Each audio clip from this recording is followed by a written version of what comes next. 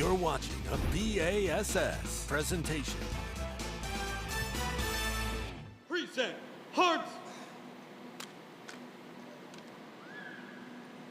Singing our national today is Butler, Hackney, and Redwine singing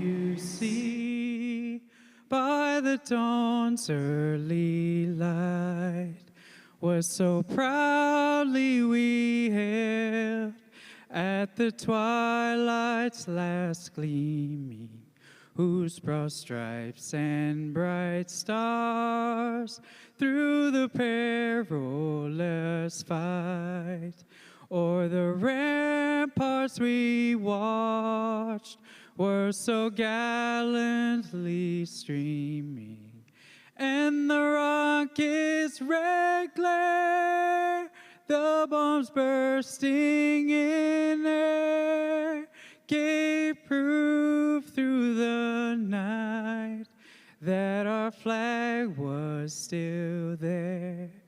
Oh, say does that star-spangled banner yet wave o'er the land of the free and the home of the brave.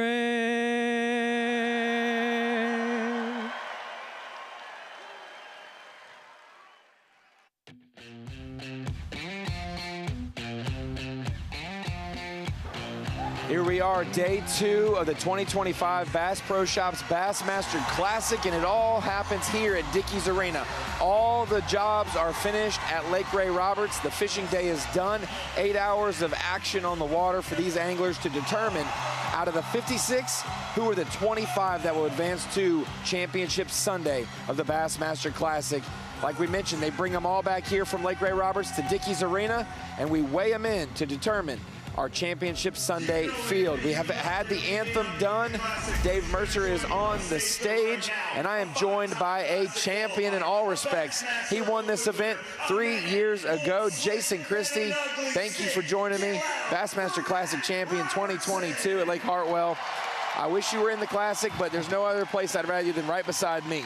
Right. I mean, I would say it's cool to be here. I'd rather be out there with these guys, but if I can't be out there, like you said, sitting here, just seeing the event, I actually got goosebumps when I walked into the arena. There's nothing like a feeling coming into the Classic. Absolutely. We just got done with the TNT light show that we did to kick off the weigh-in. We also will have all access. So the all access show is commentary from us, guests up here as well. We will listen to Mercer on stage with the anglers when big moments happen. And we also have our guy, Andrew Hayes, in the tunnel as anglers pull through, giving us a rundown of some emotion that they're about to experience.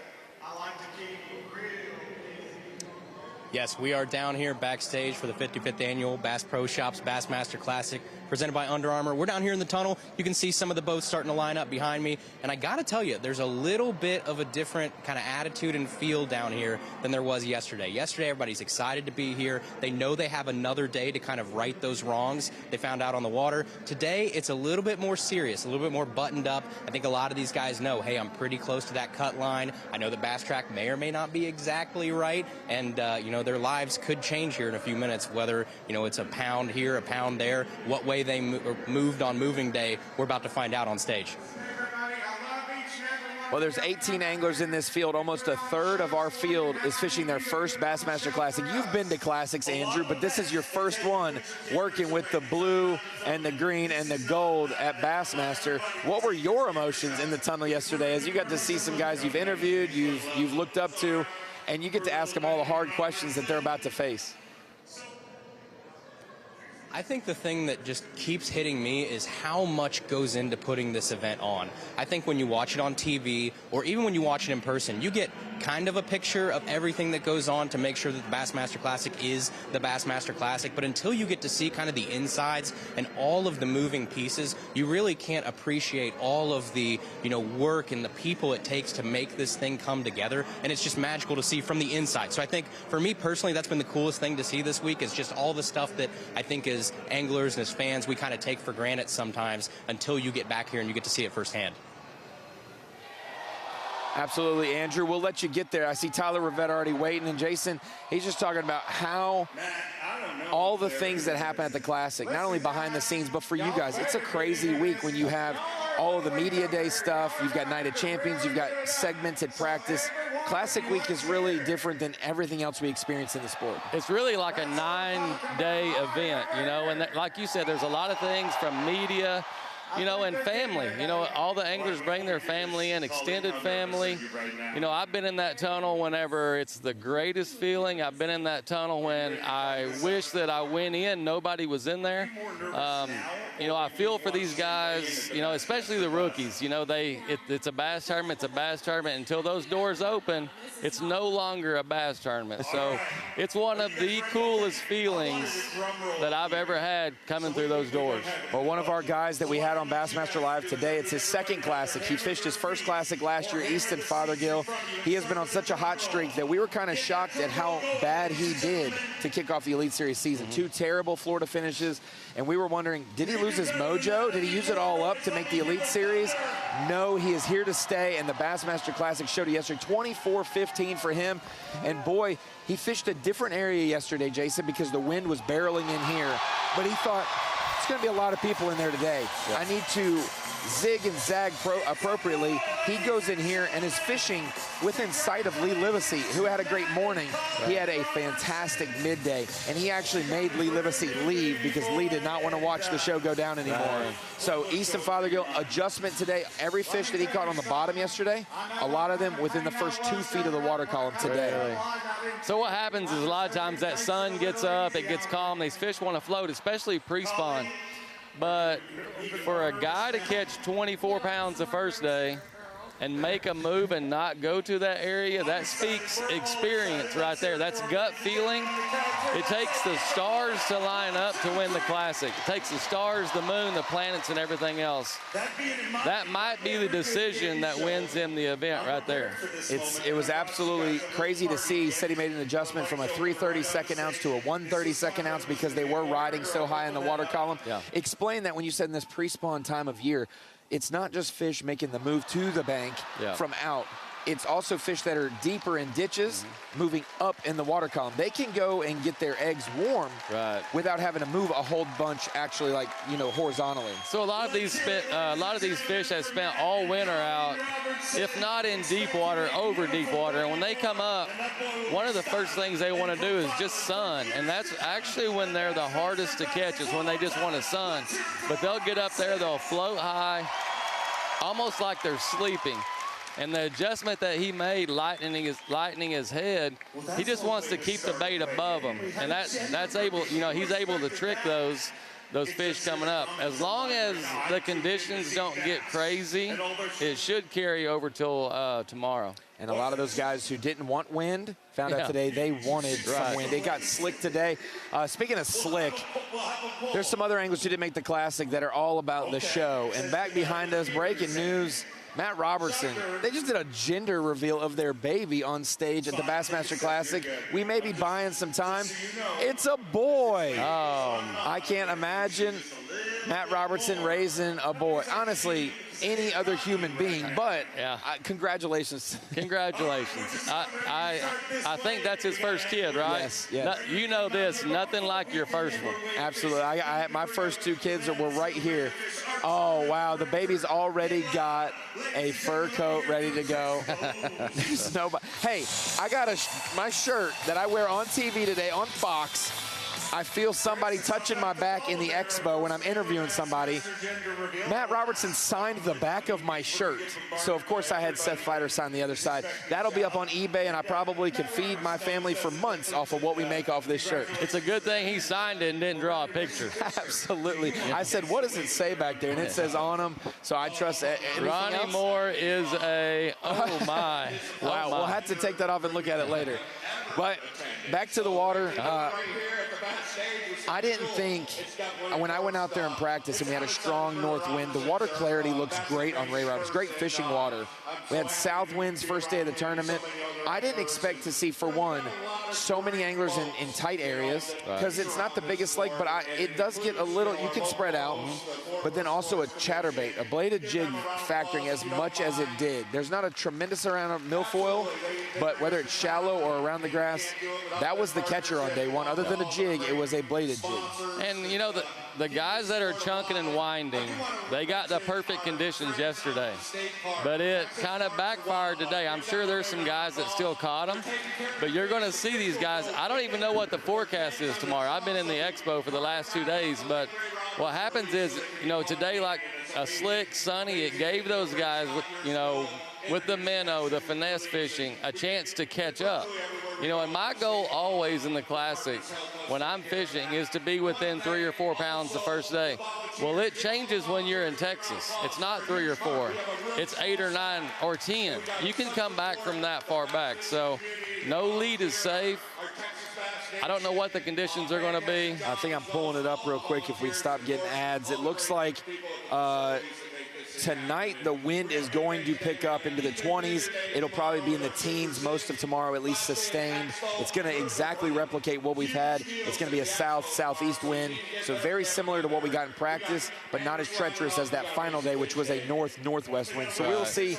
And it's going to blow right into Livesay and right into Fothergill's area, so it'll be interesting. And we're going to, and before we continue on, we got to get backstage. I think Andrew's got a special guest with us. We are in the boat here with Patrick Walters. Patrick, it is moving day here. Big question, what way did we move? Did we have a good day today? It was a better day than yesterday. I had the bites yesterday to have a good day, missed opportunities. Today I executed more, a little bit better, lost one freaking good one, but like you said, it is moving day. I think we'll have enough to be on the right side of that move.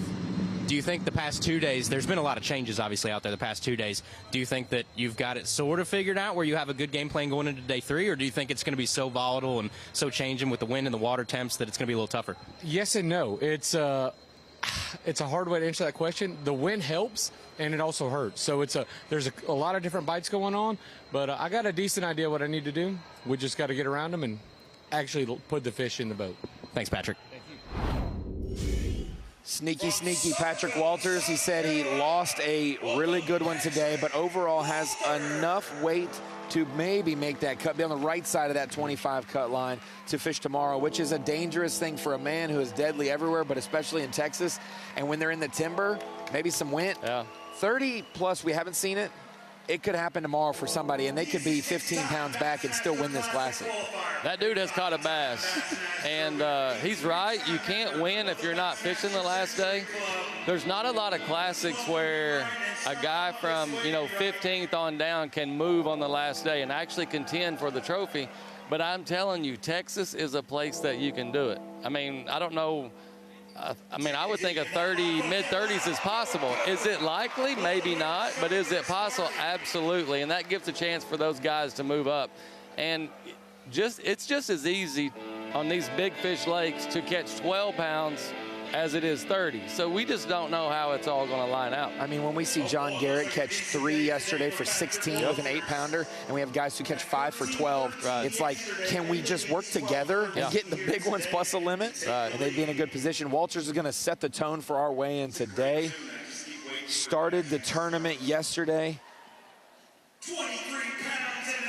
with 12-13, and he had 23 pounds today, so almost doubling what he had yesterday. And that was with windy to slick conditions. We'll go back to windy conditions tomorrow. He's got, like those two, that's the kind of fish right there that can move things around. And the second day for me is always kind of, you learn. Gonna weigh that one.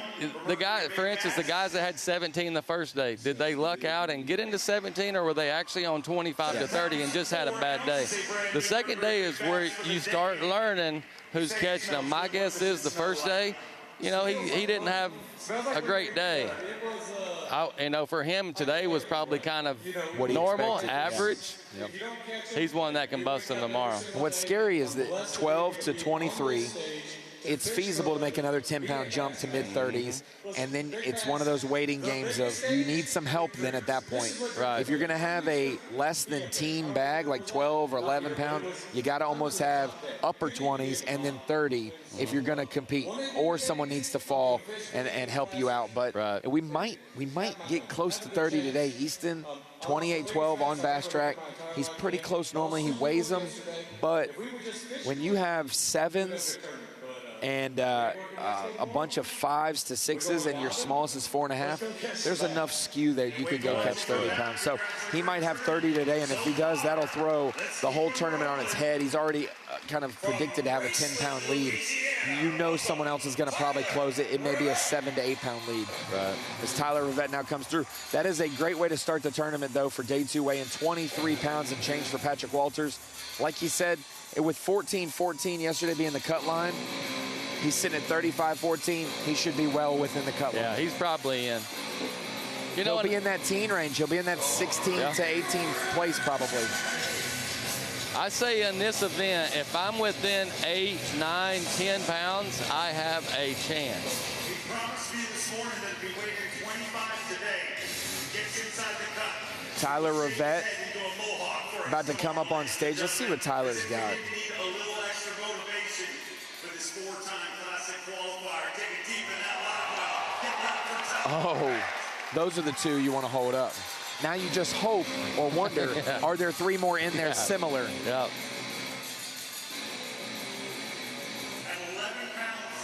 17-9 yesterday, and as he puts those 2 back in the Piggly Wiggly sack, as Dave Mercer says, we're going to listen and see what he's got. 2 big ones. He had 17, or no, that was Tyler Williams. Tyler Rivette yesterday had 11-7, similar spot as Patrick Walters. Let's see if he makes a big jump like Walters does on day 2.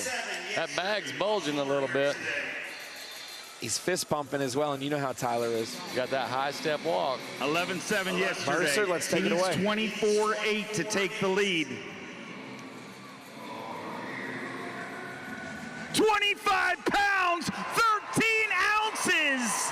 25-13, and that is a Crush City monster bag. And just like that, Tyler Rivette is the lead. The Bassmaster Classic, presented by Under Armour. Get loud from a Louisiana pro that will be sporting 25+ pounds. The first 2 that's weighed in, like what's the rest of the weigh-in going to be like?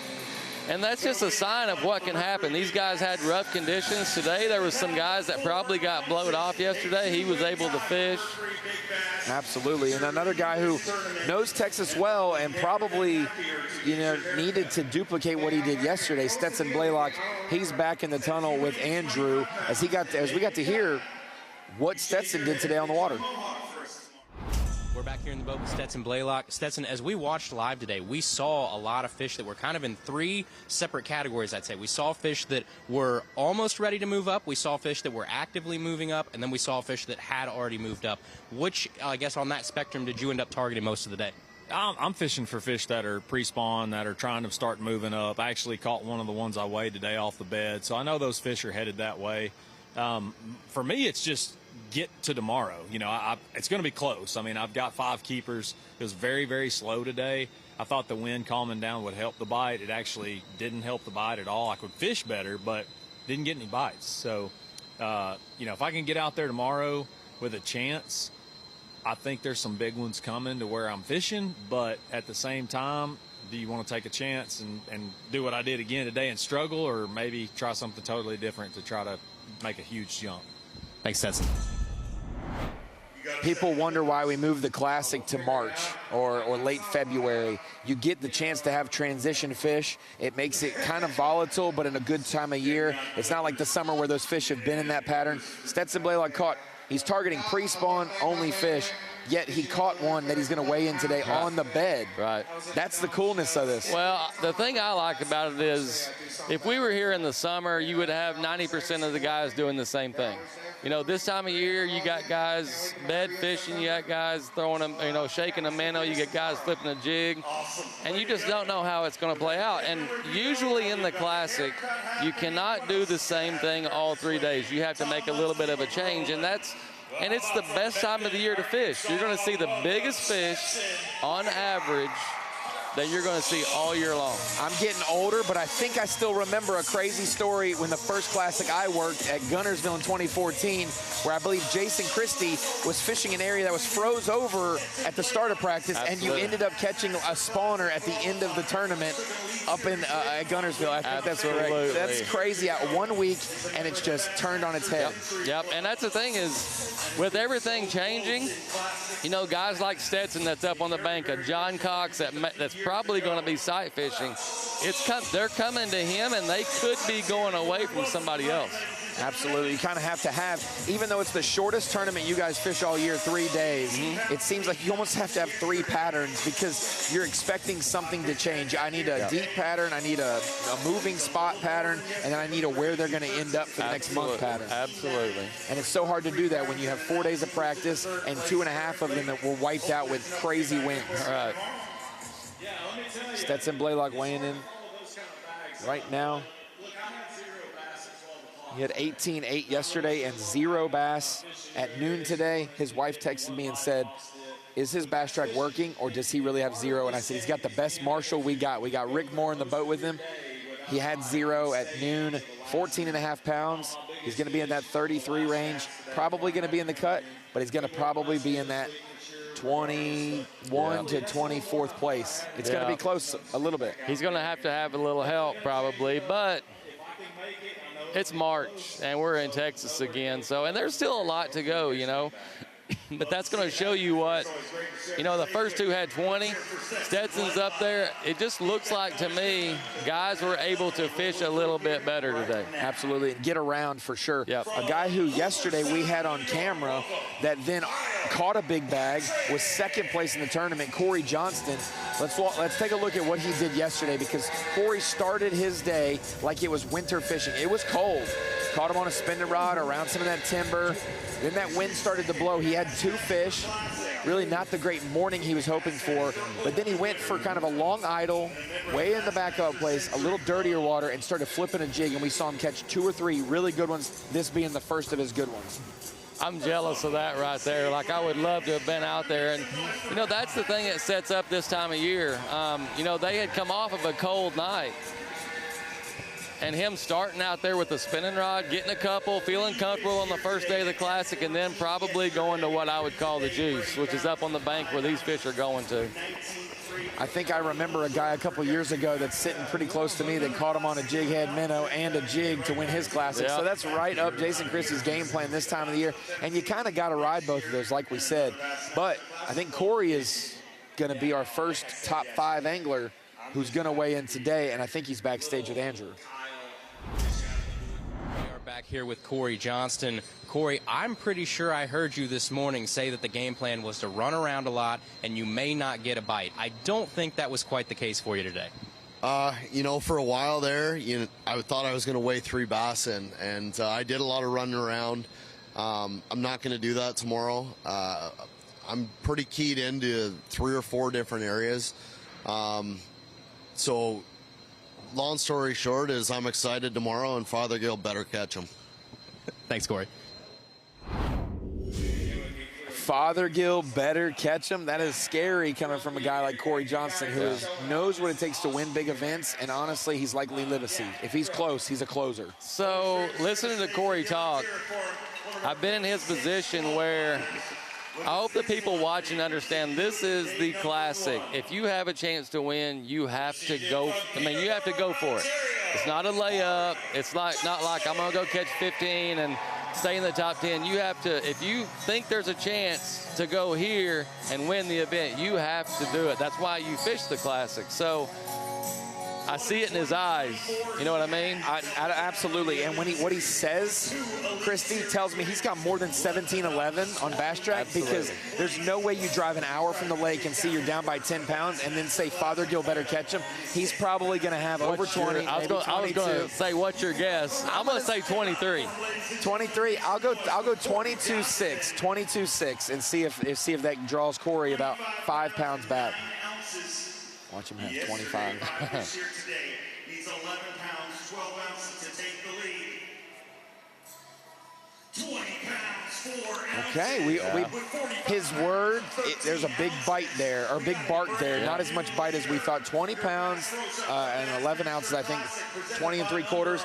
That's going to keep him at around that 46-pound mark, and you're going to be within that 7 or 8 pounds. One bite. One bite. One bite. Obviously, we know how he caught him yesterday. We got to watch that just a couple minutes ago. But today, a little bit more bladed jig into his pattern. One of the things that I see yesterday, Cory had a great day. Okay, today it got slick. His weight dropped a little bit. But the forecast for tomorrow is to go right back to what Cory what he had the first day. So, I don't know how Easton is catching him. I mean, other than what we've seen. So when you have heavy wind yesterday and he was able to find a protected pocket and flip laydowns and catch some big ones, normally it's hard to go back there for residential fish the next day. He didn't have to do that today, and yet he used a morning bladed jig bite and an afternoon when others struggled, he caught him.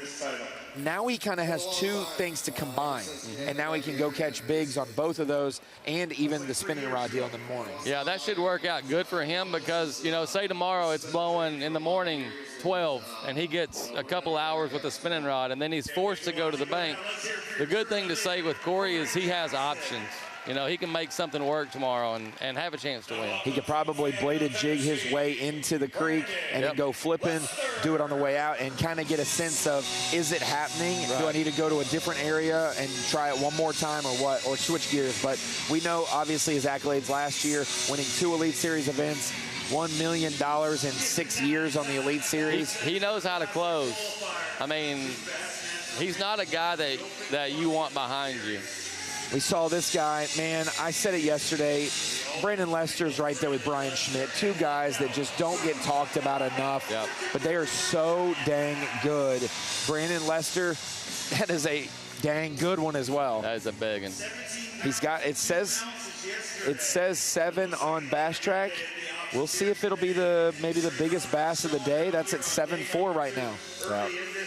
It's bigger than that. Needs a monster day to take the lead. Needs 28-12 to take the lead, but just focused on getting in the cut. 22 pounds, 12 ounces. Has definitely done that. Moves into second place. Just 6 pounds short of the overall lead. And we're in Texas, so anything can happen, especially when you're catching fish. That is a bona fide giant there for him.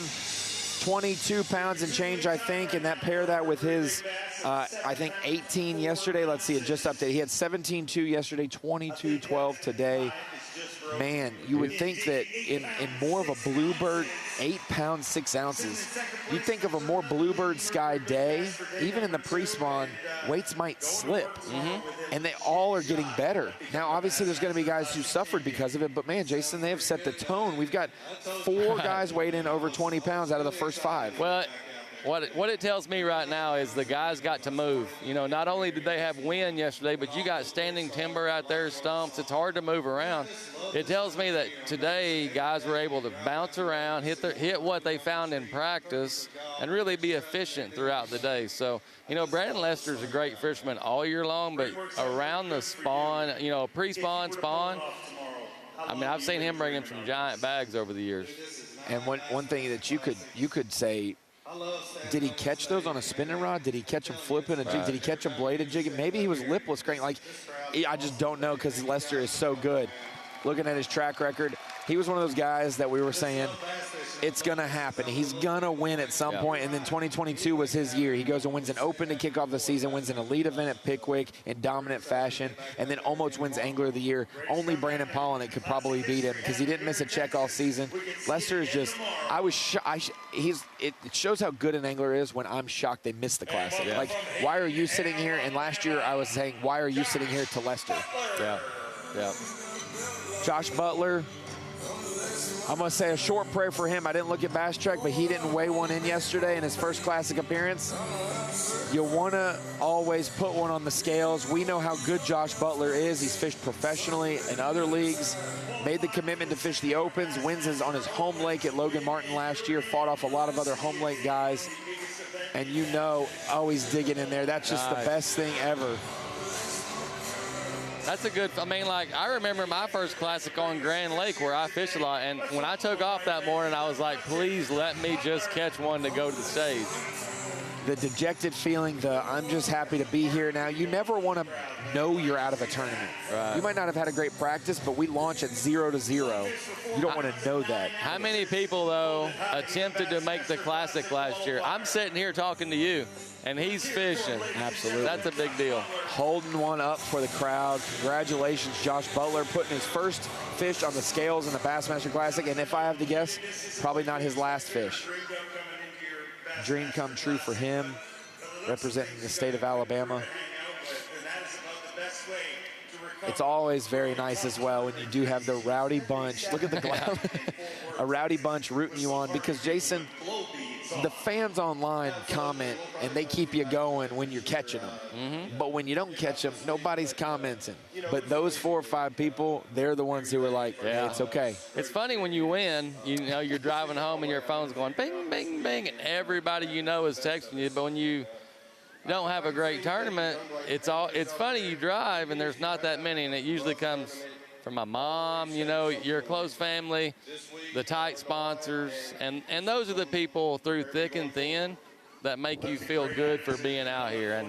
And tough event for him, but like I said, he's fishing. I'm sitting here. There's a lot of people sitting at home watching him. Congratulations to him for making his first Classic. You forgot to mention sponsors, family, but then you have that one buddy that texts you and says, you suck. Yeah, you're right. You're like, appreciate it, bro. I understand. I got a couple of those buddies. Absolutely. Brian Schmidt, talking about him. He was on camera today, but it did seem a little slow for Schmidt. Started the day in 10th place. One of our 20-pound bags from yesterday.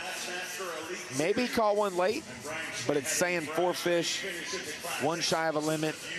Now it's like I'm in contention to win it. Now I need to make the cut and then catch a big bag tomorrow. That's it. You got to change gears mentally. And so if 4 fish and less than 10 pounds is what he weighs, I'm gonna assume he's probably got 4 for like 11. It's kind of hard to have 4 2-pounders on this lake. He may be one of those guys that benefited from the win yesterday, and today it got tough on him. It's crazy if you didn't catch those bladed jig fish early or absolutely late. That midday portion was brutal for the bladed jig fishermen. 10.5. I was close. I said he didn't have 9. He probably had 11, 10.5. He still has a chance to be in there for tomorrow. Yeah, he'll be at 31 pounds, 13 ounces for him. So probably be a little below those like Rivette and obviously Walters. Blaylock just above him. But he's probably going to be in those last 5 spots to make tomorrow. But like we said, you got to just make it to tomorrow. He makes it to tomorrow, and he's not working the expo. Yeah. He's fishing, so good for him. You love all your sponsors, but I'll text y'all. I'll see y'all Monday. I don't want to see y'all tomorrow. That's right. And that's the interesting thing, Jason. I've been on a lot of bodies of water. You have too. It's hard to compare the strength of the wind and what it did at Ray Roberts, other than maybe like a Rayburn, like maybe a Santee Cooper. There are some places that look like the Great Lakes, and it's not. I know. And Ray Roberts, for being 29,000 acres, I didn't want to go across the other creek. When it's open, I mean, it's fairly open, even though it's not real big, but you don't have hills and stuff blocking the wind. I'm going to tell you, I live not far from here, and the last 7 to 10 days, the wind has been the worst I've seen in my entire lifetime. Like, I had a friend build a big, nice barn like I built, blown over. Treetops blown out. And to be on the lake, I mean, it's tough. But when you're at the Classic and you go out there to practice, like, you got to go, you got to find something for all conditions. I mean, it's tough. I'm thinking now, I keep thinking the cut line yesterday was 14 and change, and it's going to be 28 and change. No, it was almost 15, so it's going to be closer to 30. So that 31 is going to be, he might be the last guy in if it goes up like we think it might. And I think, honestly, I think that the conditions today, there's going to be some guys that may have struggled that caught them. Yeah, honestly, I think it's going to flip-flop. I think the cut's going to be about the same. There's going to be guys fall out, guys hop in. Tyler Campbell, I don't know if you know anything about Mr. Campbell, but if you think about Easton Fothergill, same level. Really? He finished second in 2 different college championships the last 2 years. He won through the team championship to make it here. He's in the top 10 in the opens points right now to try to make it. One of those kids that I'm like, you got 400 opens anglers in both divisions combined. I got to put him on my 5-person short list, you know, like, yeah, he's just a real good angler. So we'll see. All I know is they're coming, and there's a bunch of them that can catch them. So it's not just technology based. That is definitely helps shorten. No, it's experience. These kids there's a lot more kids under the age of 22 fishing religiously than maybe your generation at that age. So in my generation, you know, I started fishing tournaments early, water scant tournaments, things like that. These guys at the age of 16 are where I was at tournament-wise at 23, 24. Like, they literally almost have 10 years of experience on me. And it shows, you know, you take live scope away from them, they're still going to catch them. I mean, it's just experience. It's decisions on the water. What do I do when the wind blows this way? What do I do pre-spawn? It goes down to experience. High school fishing, college fishing, social media, YouTube. I'm saying that they learn that stuff. Yeah. We got bass, I mean, absolutely. Live. Absolutely. I can sit on my couch, watch Greg Hackney flip a jig. Google a seminar with Bass U, and you got the secret sauce. Right. Matt Airy got second here in 2021. I watched that. You watched it go down? No, I watched it from the expo, him twitching a frog, and cool. I was jealous, you know, whenever he finished second. We got Andrew back here. We got the tiny bass chain. You never want that in the Classic. But Andrew's backstage saying, hey, where do the bass go when they leave the boats and get to the arena? Andrew's back there to tell us more. We are back here backstage. One of the really cool things we want to show here is just the process of these fish being returned safe and sound to Lake Ray Roberts. We have a great team back here, Bass Conservation Team, Texas Parks and Wildlife, to make sure that these fish are healthy and taken back to Lake Ray Roberts safe and sound. So we're going to walk this bag over to the holding tanks for Texas Parks and Wildlife, where the workers will be here to make sure that they are safely transporting in a mesh bag to make sure that the good water quality of the actual live well to the good quality of the holding tanks back here. Those bass are not sitting in stagnant water at any time, and they're handled with care. Again, these fish will be returned safe and sound to Lake Ray Roberts. This is the process that ensures that we have almost a 100% live release rate of these fish in both Elite Series events and the Bassmaster Classic. Texas Parks and Wildlife is phenomenal in their conservation efforts and their growing of big bass. Absolutely. Across the country, they stand out almost at the top, if not the top. And in the Classic, we take these precautions. Yes, we don't want to have to take bass an hour from the lake, but you want to go to a great lake and you want to go to a great town. You got to find an in-between, and so you get the conservation folks like Texas Parks and Wildlife. Once they go through the stage right here, they get dropped in a little bitty box under the stage, and boom, it's on a conveyor belt right out to Dave Terry. He takes about 20 steps, gets them into oxygenated water where they can now recover and rest, get the maybe fizzing if they're caught real deep and it's cold, whatever the case may be. But these fish are pretty hardy. Water temps in the mid-50s. That's a great temperature compared to like summer classics where they were maybe 80 degree or worse water temperature. So very cool to see that process. Probably, other than holding them up on stage, 30 seconds out of the water for these fish. Yeah, it's a question that I actually get a lot is I've seen people, hey, you're taking our fish. Oh, wait, no, they go right back in the lake, and they're taken care of, like almost better than they would be if they were there. So I got one correction. Normally we have the stage back in the corner where the curtain is. That's where they have the conveyor. This week, they take them straight back to the boat where they came from. They ride in that water until they get to the back, and then boom, they pop out into the Texas Parks and Wildlife water. And so, you know, people are going to critique the process. I tell you, Gene Gilliland, Dave Terry for Texas Parks and Wildlife, they have probably had meetings on meetings on meetings to make sure there's not a prolonged portion. How can we make this part of the transfer shorter? Right. And also your anglers, they're aware, like on travel, during travel. I mean, it's a close eye on them. We ice them up, yeah, on the entire process. That whole deal. As Drew Cook brings them in. I was asked last night by somebody, are we going to see fish caught off bed? And I said, maybe Sunday. I don't know. It got so slick and so warm. We saw a couple get caught off bed. I know Drew Cook wants to make it to tomorrow. Absolutely. It looks like that bag's big. 15-14 today, paired with 18-6 yesterday. He was in the top 20 yesterday, so 18-6 and 15 and change. He'll probably be right there above Stetson Blaylock in that 34-pound range.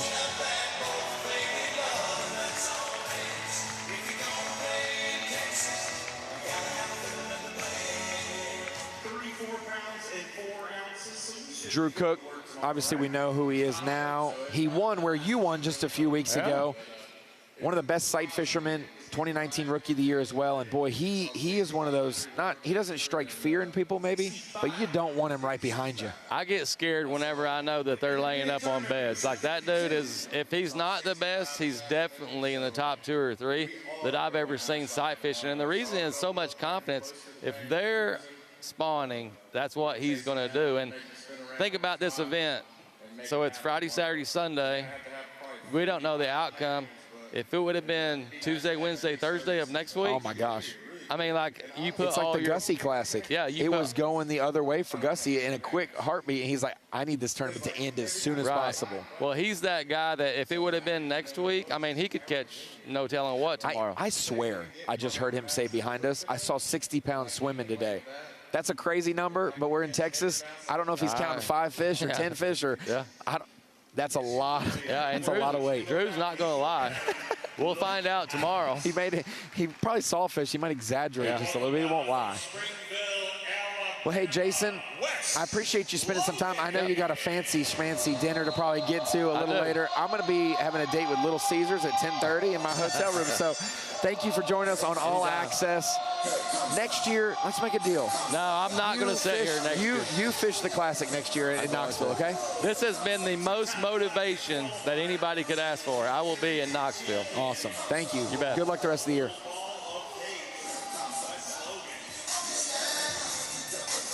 As Jason Christie makes his way off the set, we'll let him go to dinner. We're going to get another guest in here today. Thank you, Jason. Good luck. One of the most driven competitors we have on the Bassmaster Elite Series, 5'1", gives him 25 pounds, 10 ounces. So unfortunately, outside the projected cut, but yeah, man, 2 classics and right back to trying to qualify for another one on the Bassmaster Elite Series. Yeah, it just wasn't my day. I mean, you know, you hate for it to happen like that with such a good start I had yesterday, but it is what it is. You can't make it happen, and you can't keep it from happening. Like, the guy that wins this deal, it's just going to just run into him.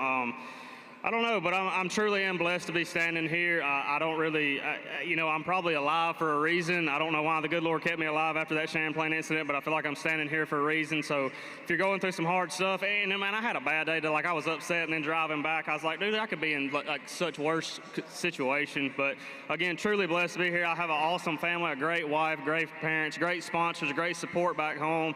I just want to thank everybody for being here, and I'll never, ever take for granted being able to walk on this stage. Always great to share the stage with you.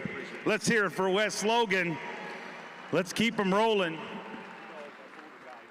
Coming up next from Clanton, Alabama, Wesley Gore.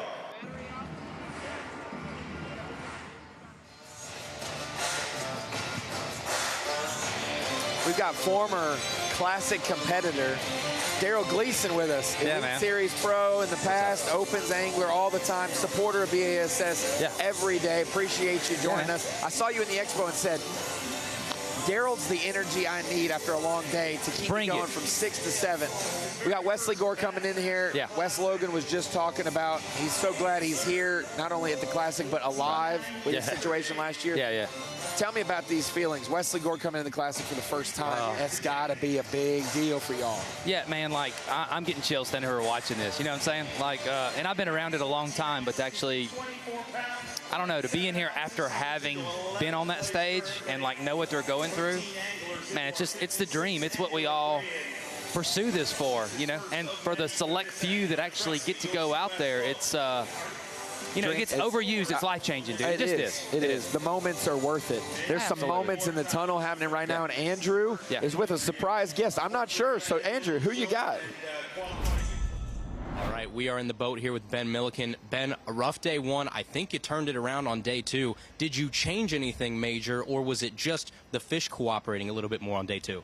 Fish cooperated a lot more, man. I mean, I'm kicking myself now. I can't lie. I'm kicking myself for 8 pounds on day one, 2 fish. Obviously, you know, 2 for 8, you got the right quality there, but I just missed it. I just missed it barely, the bite and what was going on. But today, you know, water temperature warmed up so much, and I'm fishing shallow, and I'm fishing in a pocket. The fish really started migrating in, and that sun positioned them really high in the water column and got them on some cover, some standing timber. So, man, today was special. Like I told you guys, lost a big one, so I got a 2-pounder in there. So unfortunately, I didn't have like an ultra mega bag, but a very good day. One of the big things we've talked about this week is number of bites, just sheer number of bites, and then how efficient can you be with that number of bites? How many bites do you think you generated today in total? Today I probably had 10 or so bites, not more than 10. Lost like 2, had another one nip at it and not get it, and then just a Senko bite that I didn't get the hook in on them. But you're not getting a lot of bites. I doubt too many of these guys are catching more than 10 or 12 fish a day at the very most. There's not a huge population, and I'm fishing the same exact area as Fothergill and Livesay, the same little pocket, 2-pocket area. So we're in the right spot, and potential for tomorrow is just giant. So I'm excited. Thanks, Ben. Ben Milliken, one that was, we've got his YouTube accolades on here as well. Qualified for the Elite Series, won an Open on your home lake as well. Big bass fisherman. Had a tough day yesterday, I think 8 pounds or so. We heard there was a big bounce back, and I heard yesterday Dave Mercer said if you catch 25, he's got to eat pickled quail eggs on stage with him. So, Dave Mercer, you better get that belly ready. Yeah. Because pickled quail, let's hear 25 or pickled quail eggs. That's the kind of inspiration Milliken. 26 pounds, 11 ounces. I just can't imagine that's going to be a good taste. No, not at all.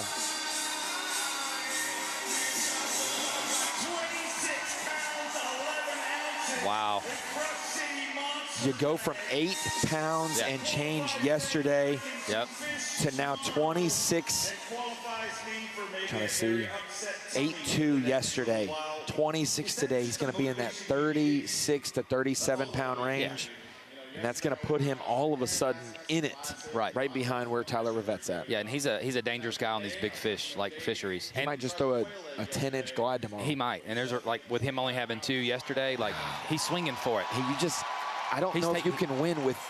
Oh, here's the challenge. Oh, he's going to dip his finger. Okay, no, he's going to.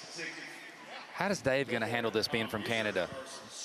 All I know is if it messes him up, he's got a long way in to go. I know. But this is like a do it for America situation here, you know? Just eat them, Dave. No, I don't think it. Do you guys think I should eat it? I've never been good at playing hard to eat, but all of a sudden, I don't even want to reach in there.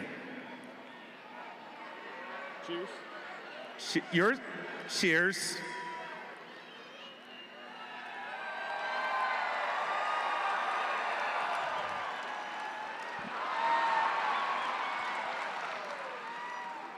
That's tough. What is that, V8 juice in there? Is that, what's the, oh. I don't know, man. Milliken just beats his own drum. What else can you say? Wow. 30-pound challenge now. It must be a Canada thing. What do you guys think? It might be a Nebraska thing.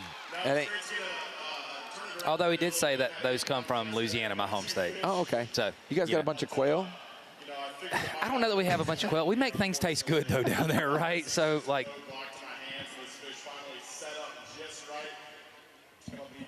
yeah, we mentioned it. It popped in. The only thing I hate, 2 for 8 too. Yeah.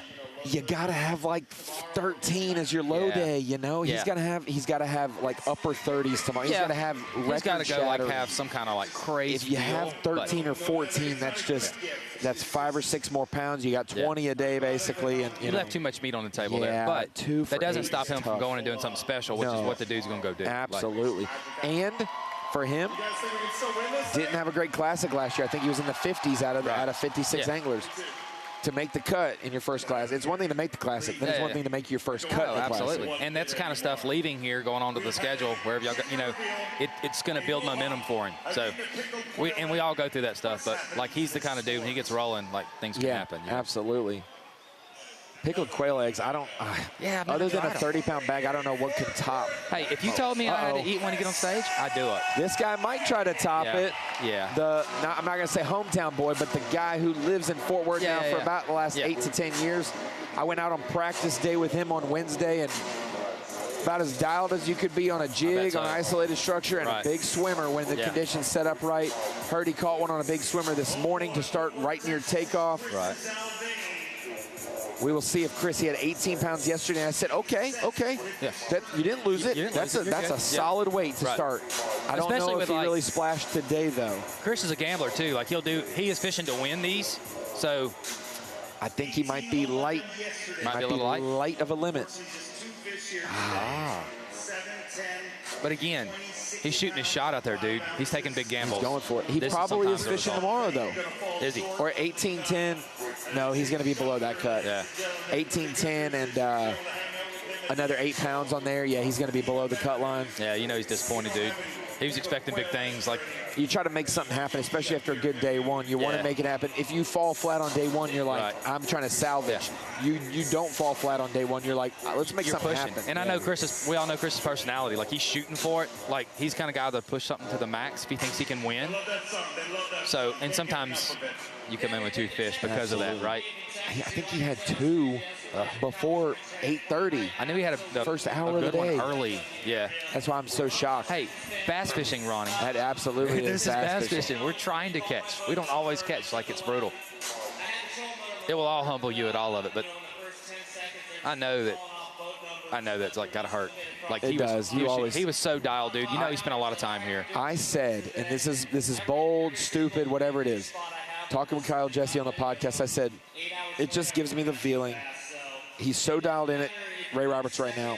If he doesn't win this classic, I don't know if he's going to win a classic, because it was lining up to be a local advantage. It was hard to practice. You got to find it. Did you find too much stuff? Yeah.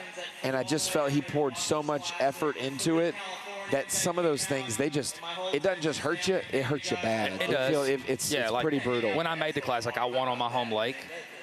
I mean, it's awesome. There's a lot of advantages, but like, I won on a spot I'd never fished before in a tournament. Like, it was so weird how it all lined up. So like, what he's trying to do, it's great to have that knowledge, but unfortunately, like this year in the Opens, my worst tournament was at Sam Rayburn, the lake I know the best so far on the schedule. The one that you helped me catch my first bass on when you took me there a couple years ago. You know, when you're pushing to doing, he's doing, there's a gamble that we all accept where it could not go that way, you know what I'm saying? So, but I would never count against Chris. It is not in him, as we see his accolades and stuff. It's not in him to go pick up a 3/8 ounce, this or that. And try to, no, I'd be going to the bank with a wacky worm or something. You know, he's going. I'm gonna live and die by it. You know. Pat Schlapper coming in with Schlapper. I like old Schlapper, dude. I think he qualified for this classic, and it was his first one back in 2021, and he did the ninja kick jumping off the boat in the middle of the stage. So yeah, we realized he was the American Ninja Warrior. He is a series. People's probably figured this out by now. He is a cut up, dude. Schlapper is a good time. He's fun. Absolutely. And great fisherman. Like, great. I think I heard correctly, maybe big one. He's holding one up, but I think we got somebody backstage, maybe. Oh, we want to hear from this guy. Let's go back with Andrew. We're backstage here with Mr. Greg Hackney. Greg, as the day went on, it seemed like a lot of those fish were pushing shallower and shallower, which puts them right in your wheelhouse. How did the day turn out for you? Without giving too many spoilers, you're about to hit the stage, obviously. So my deal today was, honestly, I had everything I got by 10:30. I think I culled the last time at 10:30, and the afternoon wasn't good. The only thing I figured was maybe it got a little too warm, and they go to swimming around and doing different things. And when it was colder this morning, they were setting kind of where they had been. I think that's what disappoints me, because yesterday I didn't catch them till the afternoon. This morning I caught them right out the gate. I mean, literally in 45 minutes I had a limit, and I had the rest of the day to upgrade, and I never upgraded. So this place is challenging. You know, a lot of they're catching fish out there 30 different ways. You know, so tomorrow I got to figure out a different way. Thanks, Greg. Greg Hackney, one to be feared, no doubt about it, and especially when you've got fish moving shallow. But like you said, sometimes it happens too quick. Like you need those cold nights. You want it to happen quicker, but those cold nights give it pace. When it's wide open and a warm night, and then all of a sudden a hot day, boom. Yeah, so this time of the year, like I like when there's a little bit of stall to it, because it gives enough fish, whether you're pre-spawn, spawn, it gives enough fish time to gather, like to really group up. We've had like this weird, like extremely cold winter down in this part of the world for us, and so we've had and we've had hot days in between. You know, like I got sunburned already in Texas this year. You know, and then we had snow. So I got windburned on Wednesday. That does happen. That's been happening a lot too. Absolutely, but it does. It makes the fish not stack up in one pattern. So that's why you're seeing some junk fishing going on, and you're seeing the guys do what they do best, right? Trying to adjust, and the ones that get ahead and pick right, you know, it works out. So Hackney's one of my favorites, dude.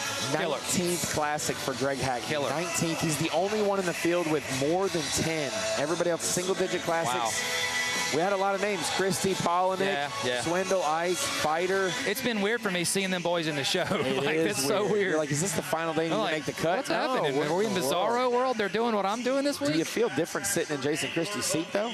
Like, now that you guys use the same rods, like, is it going to be like your care is going to feel different in your hand now? I don't know. I hope it does. But, like, you know, Jason was a school teacher. I was a school teacher. He's a Falcon Rods guy. Do you like basketball? Falcon Rods guy. I coached basketball. He coached basketball. And played basketball, too. Yeah, but I wasn't a college player, so I'm not going to, like, go down in a shootout with Jason. I spend more time playing golf now than I do shooting the rock. But 15 pounds and change for Greg Hackney, almost 16. He's solid, though, right? He had a good day one? Yeah, he had a good day one. He had 17 and a half yesterday, 16 and change today. There's going to be a littered group of guys in that 32 and a half to 34 and a half range, that 2-pound gap. And so he's going to be in that. But we know what he's trying to do here. The Hackney is never happy if he's not winning some kind of trophy every year. So, and I love the mojo he gives off. He said, I like when these guys struggle in practice, even if I'm not having a great fishing practice. When others struggle, it makes me actually like be better than I was supposed to be. 100%, because you know, like the doors open a little bit. You know they're all fledging a little bit. His mentality, dude, like, I love it. It's kind of like, I want to interview you for like 5 hours. Like, I just want to hang out. And he's so interesting and cool, dude. Like how is he not going to eventually have his time? I know. Like, it's crazy to me he hasn't yet, you know? He's such a good fisherman. And what's weird is that this time of the year is Greg Hackney time. March, April. It's a strength. But he really hasn't had any stellar spring classics. If we would have kept him in the summer, he'd already be a classic champ. No doubt about it. Because of the grind? Yeah, the grind, and he was a very good summer classic fisherman. Yeah. these fish are on the change, so on the move so much that it's hard to find something on Friday of last week for day one of practice. That's going to hold. And it's going to hold up to even Wednesday of the final day of practice. I'm not betting against Gravy Hackney, though. No, I'm not either, but I'm saying, like, it's so shocking that from 06 to now. Yeah, 100%. We've gone to Texas a couple times, and you're like, man. And he's getting to the point in his career, too, where I can tell, like, in interviews and stuff, he's very open. He's in a very happy space. I would love to, like, pick his brain sometime. I wish he would have had this same energy when he was, like, not that he's not in his prime, but when he was really in his prime, that he was enjoying it more, because he'll look back and be like, and he's such an intense dude. I was real good. But you see all the guys now, like the veterans, like, they had to be that intense to get where they're at, right? No doubt. And now, like, a lot of them it's like Swindle. His philosophy on stuff's a lot different in life now. Like, a lot of the guys, their philosophy, like the way they talk, but Hackney's one, like, just because he didn't connect this time, he will. We've got Kyle Austin on the stage now. Opens, qualifier. You fished against him. A lot. A fantastic dude. He dominated. He's a catcher. On his home lake at Santee, doing something a little different than everybody else. Won it on a spinnerbait. I thought you couldn't win tournaments on a spinnerbait. Old school. You can at lakes like Santee. You know what? He actually is a catfish guide over at Santee. He's the only one who probably enjoyed catching catfish here in practice. I spent lots of time with Kyle at Clark's Hill this year at the Open when it snowed us out for a couple days. Camping right there. He's a camping dude like we are. And, he come over to the campground and we stared at the ice and snow for a day or two. And I hate that you guys are also probably connected this way, but he missed the elites by like 2 spots and a couple points, but then decides to come back and fish the Opens and then gets his win. Can you explain that to people at home that just, when it's supposed to happen, it's going to happen? Oh, yeah. The year you qualified for the elites, and then why didn't I win an event that year? But you won it another year and give you a like, there's some things that prolong your hope in this sport. Dude, for all of us that aren't 1%ers, if we're not named Brandon Polinick or you know them, Jason Chris. Yeah, Jason Chris. Like things have to line up, dude. They just do. And competition only gets better every year in the Opens, so it's harder to win one. It's a whole lot harder to go through the gauntlet to qualify back. And you can ask all the guys fishing the elites; they'll agree. It's only getting better every year, which is great. It's what we all wanted. We all want to be the best. We want to beat the best. So it's incredibly hard. But like Kyle's a young angler and he's good. He's going to keep getting his shots. Like just a matter of time till he's out there. Talk about the young anglers and how they're just getting so good. Right. Dylan Akins, right here from Emmanuel University, won the College Classic bracket last year at Timsford, scoping with Topwater. They were all up in the water column. He was throwing a chug bug. We talked at the... can you throw a chug bug and have live scope on your boat? I thought that's like 2 generations apart. You can. It's cool. I've actually done it before and watched him come up. At the Toyota Owners Tournament, he was there helping out a little bit and stuff. So I got to meet him there, and we've kind of exchanged numbers and kept up during the Opens. Very likable kid, dude. And like all of them, just a catcher. Like, God, he can catch them. Empty-handed for him. He did weigh in some yesterday for Dylan. It's going to be like that. Not every single time you launch the boat's a dream come true, but being in this tournament, very, very dream come true for him. Oh, yeah. We also got Andrew. We had 18 first-time qualifiers. Andrew's back there with, I believe, another one. All right. We are back here with Scott Martin. Scott, yesterday we talked about how much this obviously means to your family. Back in 2021, you had an 11th place finish here in the Classic, but this is a totally different fishery, and then it's changing by the day here this week. Does it help you at all, the experience that you've had here in the past, or is it a totally new place? It's always a new place. I mean, this time of the year, these bass are a moving target. We've got warming conditions, so I know which way they're headed, that's for sure, and I've been kind of waiting on them. So every day it's gotten a few more fish are starting to show up shallow.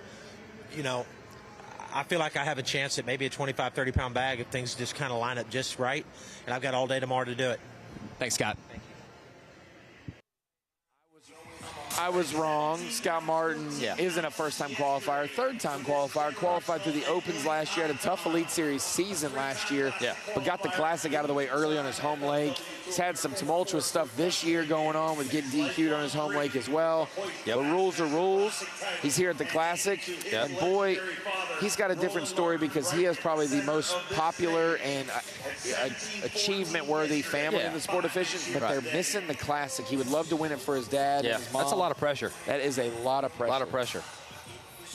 17 pounds of 3 ounces. Who knows? Maybe his daughter wins one before him. Huh? That would be crazy. That'd be like a proud dad moment, yet as a competitor, still like maybe a little upset? He had 17 yesterday, and I believe he had 17 today as well. So he'll be right there on that angler in the consistent. Yeah. He's going to be in that. He's going to make the cut, most likely, 34 pounds and change, 35 pounds. He's probably going to be in that. It's hard to be consistent up here in these DFW area lakes. Oh, no doubt. They're just little Louisville. Funky little lakes. Yeah, the year I qualified, my last tournament was Louisville. Yeah. Oh, and that was like a, it was so scary. I think it's such a tough place. I think he did too that year. He did. And I think it was like he caught like one fish on one of the days and was like, oh my gosh, I just blew it. I caught one on my last day. Chris Bowes is waiting in the background at the off-limit sign, and I catch one on my last cast. I saw the video. Yeah. I saw the video. Dude. Was it a Carolina rig? No. Or a crankbait? Little Texas rig crawl. Oh, that's little tiny. Like, we're begging for them at that point. You know, like, please give me a bite. No, these little lakes are tough lakes, but they got giants in them. Big ones. They're really hard to figure out.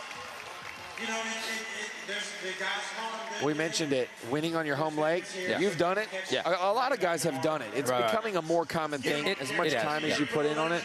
But Scott, in an area that was populated with so many fishermen, he was a little bit off the bank, a little farther, a little second line of depth. Yeah.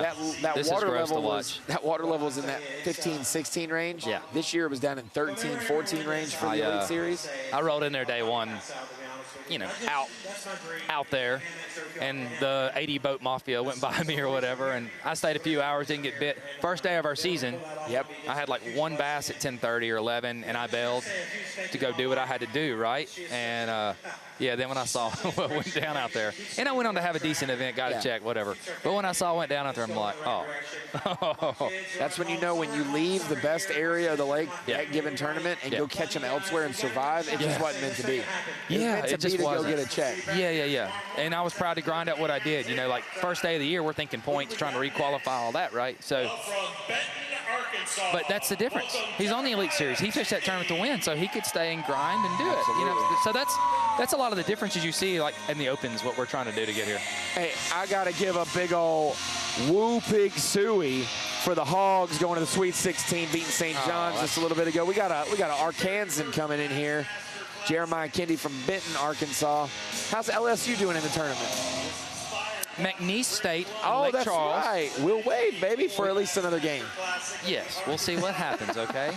Jeremiah Kendi says, go Hogs, as he walks on stage.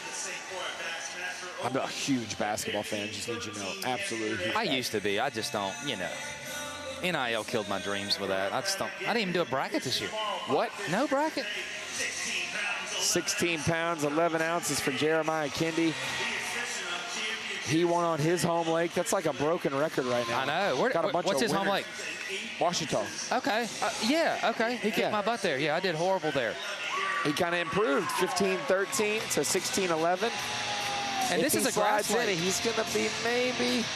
I did say Stetson and Jeremiah. Yeah, it's similar. The way Washita looks, especially with Ray Roberts being a foot lower. Right. I was like, this is kind of a. The bass are bigger. Yeah. This is kind of a. It's kind of. I don't know. Washita's got them. I mean, put a 9 and a 10 pounder out there. That was impressive. We're waiting for a 9 and 10 here. Come on now. I'm actually shocked there hadn't been a 10 pounder yet. You're in Texas in March. Like, what are they doing? Are they even trying? I don't even know. They need to stop fishing that one area. That's just the good fish. We need the great fish. Yeah, we need somebody. Well, tomorrow. Swing for it. The dudes down at the bottom, there's no telling what kind of stuff. If I make it again and make 25th or 24th, you go out just free-willing. So these dudes are good. There's no telling. Like, I wouldn't be surprised if we don't see a teener tomorrow.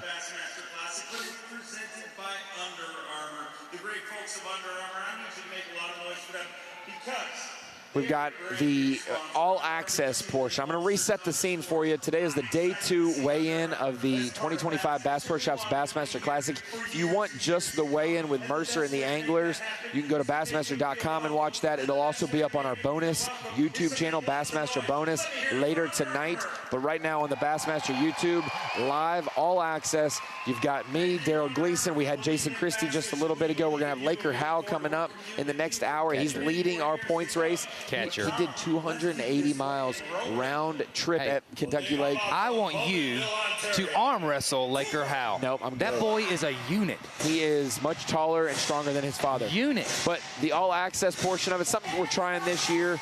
So I don't want to hear any griping. This is extra bonus content. Yeah. We got In the Tunnel with Andrew Hayes, giving him some tasks Cool deal, this yeah. week. Got some weigh-in. We get to hear them on stage at times, and then some stories from classic competitors of years past that we expect in future classics, like yourself, like Jason Christie. You get to see Cooper Gallant come through here. Hey, His dream coming started in this strong too with his Absolutely. intro song, man. Absolutely. Get it. He probably drank like 3 Monsters on the way. He didn't even wait for the boat to stop. I think he puts Monsters in his live wells. And like those does like a fish are straw gonna be system, like- so the fish get some. Maybe he goes back there, gets a little bit, you know. He'll be fired up. I was fishing the Opens year. He qualified too. He's hammered, dude. That's going to get repetitive. Like hammer. I think he said 16, 15 for him, which is definitely better than his 2 pounds yesterday. Good to always have a comeback for you. Right. That's a momentum builder for the next one. Where did this classic, where does Bassmaster dream start for you? Because I remember seeing Cooper Gallant at the 2015 high school championship at Kentucky Lake. Little Cooper, he's the same height as he was back then. And he was competing there. And the only Canadian team. Then he's in the splash well at Grand Lake for the 2016 Classic. Right. He gets to qualify for his first Classic at Grand Lake. And then now on the Elite Series. Where did it start for you? So it started like mid-2000s for me, like the Van Dam era when he was like rolling is when I really started. But my first Bassmaster Classic I attended, I had just started working with Toyota doing the Bonus Bucks program. And I worked at Expo in Louisiana at Shreveport. That was my first time being at a Classic and getting the feeling you feel when you walk in and look at this stage. That's the first time I got it. Those curtains, man, I get chill bumps, and I'm probably never going to fish a Classic. And the Classic I fished, I was boat 1, too. Oh, that's awesome. I was the first boat back to Birmingham, and I'm behind it. You get to take the lead? I led. Set the tone? I had you've friends led that like a Bassmaster Classic. Briefly, yes. I did lead a Bassmaster Classic. I did some numbers. I have every single leader in Bassmaster Classic history. Yeah. Every tournament from the 70s on. Trust me, it was hard to find some of those early events. So, yeah. They didn't have the internet back then either. Right, yeah. So I found all those, and there's been 163 days of Bassmaster Classic competition and 80 different leaders. Wow. Pretty cool. 80 different leaders for 163 days. Rick Clun's led 9 days of Classics for his 4 wins. Yeah. And KVD's led 8 days. Jordan Lee has led 2 days, and he's won 2 Classics. He's led the correct days. I was just going to ask you, like, you're such a numbers guy. It feels like there's more non-leaders on day 3 end up winning the Classic. Is that How about wrong? this? I'll tell you this.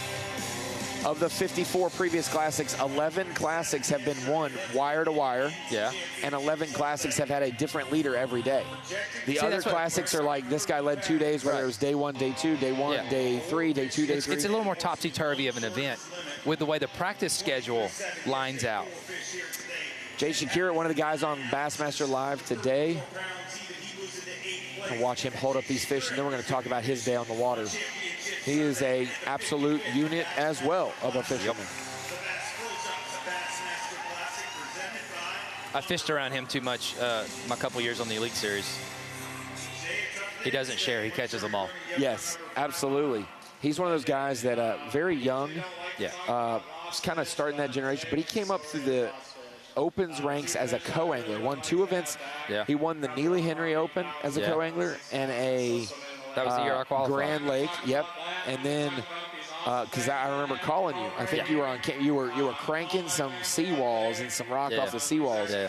I'm trying not to give away all your goods, but that's what you told me. It's all good. And then he goes to the front of the boat, qualifies for the Elite Series, goes and wins the St. Lawrence River.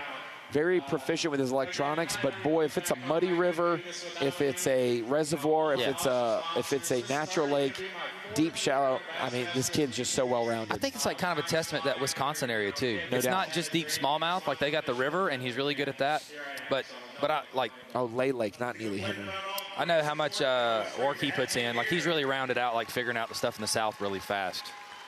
Jay Shakur, like we mentioned, that Midwest, upper Midwest region, Minnesota, Wisconsin. Yeah. Seth Fighter kind of busted through that door, and then Bob Downey, Pat Schlopper, Caleb Kufall. I spent some time up there last year for tournaments in between and fish. They have lots of diverse fisheries up there. So like we always think you need to be in the South to learn all these different techniques. But up there, you can go fish smallmouth with live scope one day. I said it. You did it. But you can also go like punch milfoil and catch them on like I had one of my most fun frog days I've had probably in 10 years. Last year. You go to a lake and it's cool. Reeds and you're throwing a frog and you catch smallmouth and you're like, does this lake have largemouth? I didn't even know. I just assumed they have both, but this is a largemouth lake. This is a smallmouth lake. That's a cool part of the world though to learn. Absolutely. And really master techniques. I used to go up and spend time with Josh Douglas. Yeah. Stay around him and fish mille lacs every fall. Yeah. And I actually took Cody Huff up there one time and we had a ball. We found a one cast deal. Oh, that's fun. At like 40 fish at dusk. As soon as it got a little dark, boom, done. And you're like, and then we you're should have like, got here early. Where'd they all go? Yeah, exactly. Shane LaHue holding up a big one. Like another dude, man. From my region. Another dude. I had to fish locally and collegiately against him. I'm sick of Shane LaHue. No wonder you're up back here with me. I had to fish against him on the Elite. That's I got 6th to him on our home lake of Norman, but he beat me by like 9 pounds, so I wasn't even in the tournament. I would just tell that part of the story. Just don't even say how bad the spread was. He gets stronger every year, though, it seems like. Very good.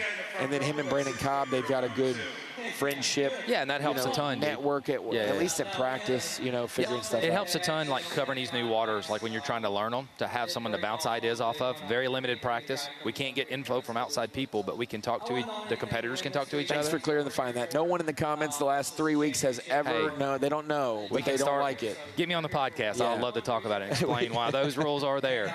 But very huge for them to have that, like, friendship and trust with each other. It really helps them break down the water. But like now that they've each traveled around as much as they have, they're like, they're both killers before him, but they're just, he gets stronger every year, dude. Absolutely. 15 top 10s with B.A.S.S. There's that college regional championship over here. Yeah. Took us to the woodshed. I actually was fishing pretty close to him. He caught him sight fishing. Yeah. I caught him sight fishing. I did not look behind a specific dock, and when the TV show came out, there was bamboo behind that dock. I see him catch a 6-pounder at Norman, which is a giant with bamboo in the background. I said, why didn't I turn my head 90 degrees? I would have seen it. You can't live in the what ifs, Ronnie. I know, but I've watched a lot of fish get caught the last few years. Last year, I feel like I was around every qualifier. I fished every tournament around them. Like me and Emil Wagner, every tournament. Easton, around Easton, and they catch them. They don't share, man. They do not. And this guy catches them absolutely. Yeah. Let's see if he doesn't pull one. He won on my home lake last year. Didn't he win the Elite at Toledo? Yeah, Toledo. Yeah. Let's see what Kyoyo Fujita's got in his bag today. 21-15, 21-14 yesterday for him. Only 4. Oh. Will he make it with 32? It's going to be 32 will be close. We mentioned Jay Shakur having a good day. He's talking backstage with Andrew. All right, we are here with Jay Shakur. Jay, we're switching up a little bit. You just got off stage. You're in the top 10 right now. How does it feel? Is it a breath of relief knowing that you've probably made this cut and you're going to be fishing day 3 and you can really start to plan for tomorrow? Yeah, it is, really. I mean, honestly, I had a terrible practice, so I can't complain about making the cut. And then again, go on to tomorrow. If I catch 25 to 30 pounds, I could jump up into the top 10 and finish this tournament with a top 10, which is pretty awesome. I mean, considering, it's the Bassmaster Classic. I mean, you want to take a top 10, let alone, whatever you finish in the tournament, we're all getting paid, so it's pretty cool. Does the magic of the Bassmaster Classic wear off on you at all over the years, or is it just as special as the first time? Oh, it's just as special every time. Because every year that rolls around, there's no tournament like it. I mean, the fans, the family, everything. What is the best part? Oh, man, the takeoffs in the morning are the best part. Yeah, all the people waiting to cheer you on at takeoff, and then you finally get to make your first cast. That's the best part. Thanks, Jay. Good luck tomorrow. Thank you. Jay Shakur talking about what's the best thing about this, and he said the takeoff. Takeoff is such a special moment. Yeah. Man, here in Dave Mercer, we're all just people, but here in Dave Mercer, the guy that has done the takeoffs for the last, decade and a half, when you hear him, you're like, I want this one specific man to call my name out, or I want Tommy Sanders to say my name on Bass Live. Hey, dude. It means something. It means a lot. And like in my classic on day 1, they shot to me live like toward the end of the day, and I just caught like a 5-pounder. In fact, they told my marshal, we're fixing to come to Daryl and see how he's doing or whatever. And I only had 4 fish. And before they came, I caught a 5-pounder.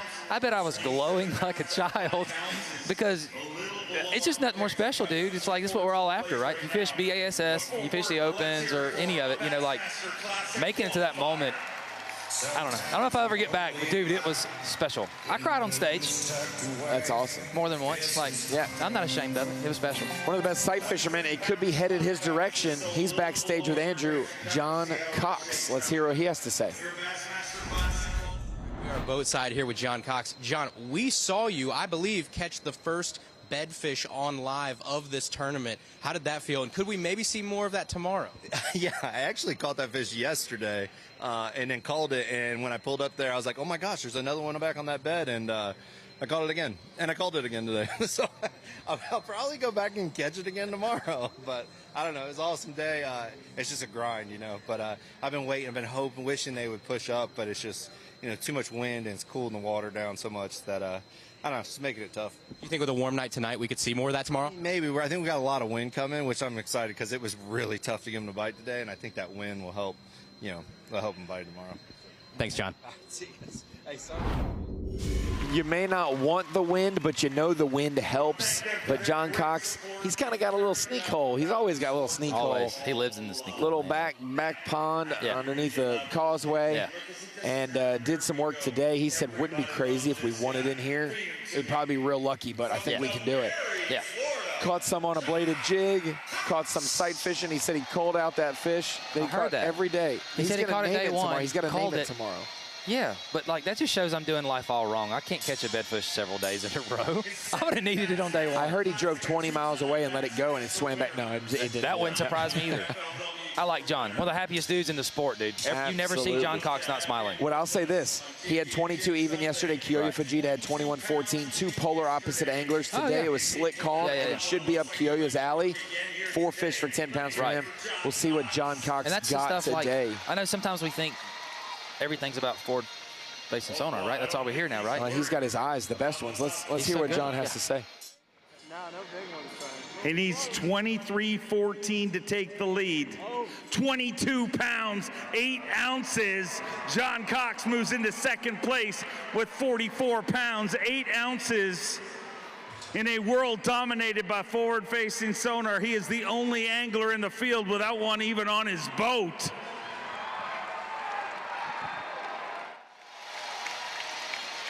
So I want to say this real quick.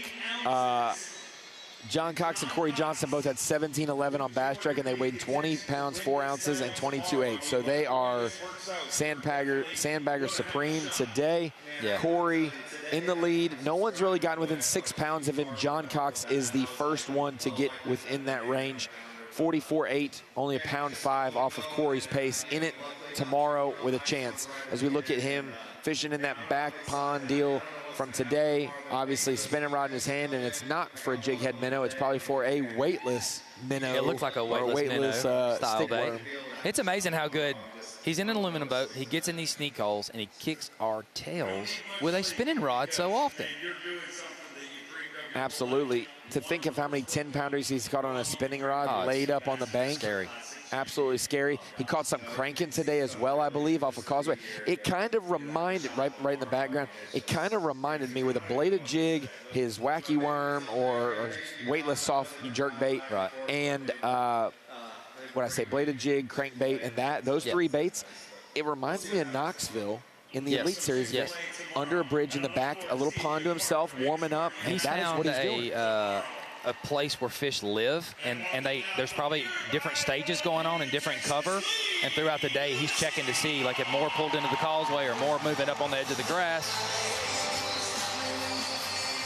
like doing a little of all of it.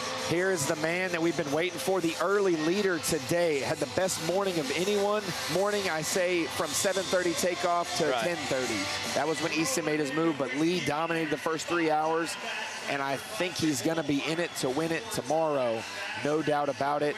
Let's see how big his morning was. It says 20.5 on Bass Track. Yeah. Maybe we can watch him weigh him in. Maybe he's going to hold up one of them big ones. I don't think he's got it. Oh boy, digging deep in there, ladies and gentlemen. Let's hear it for Lee Livesay.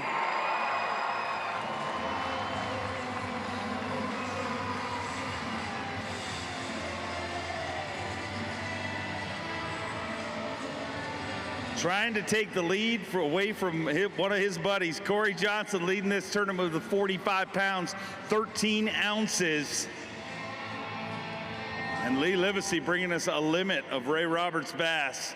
Took a giant win here on this body of water about this time last year and would love to hoist the title in front of his home state crowd.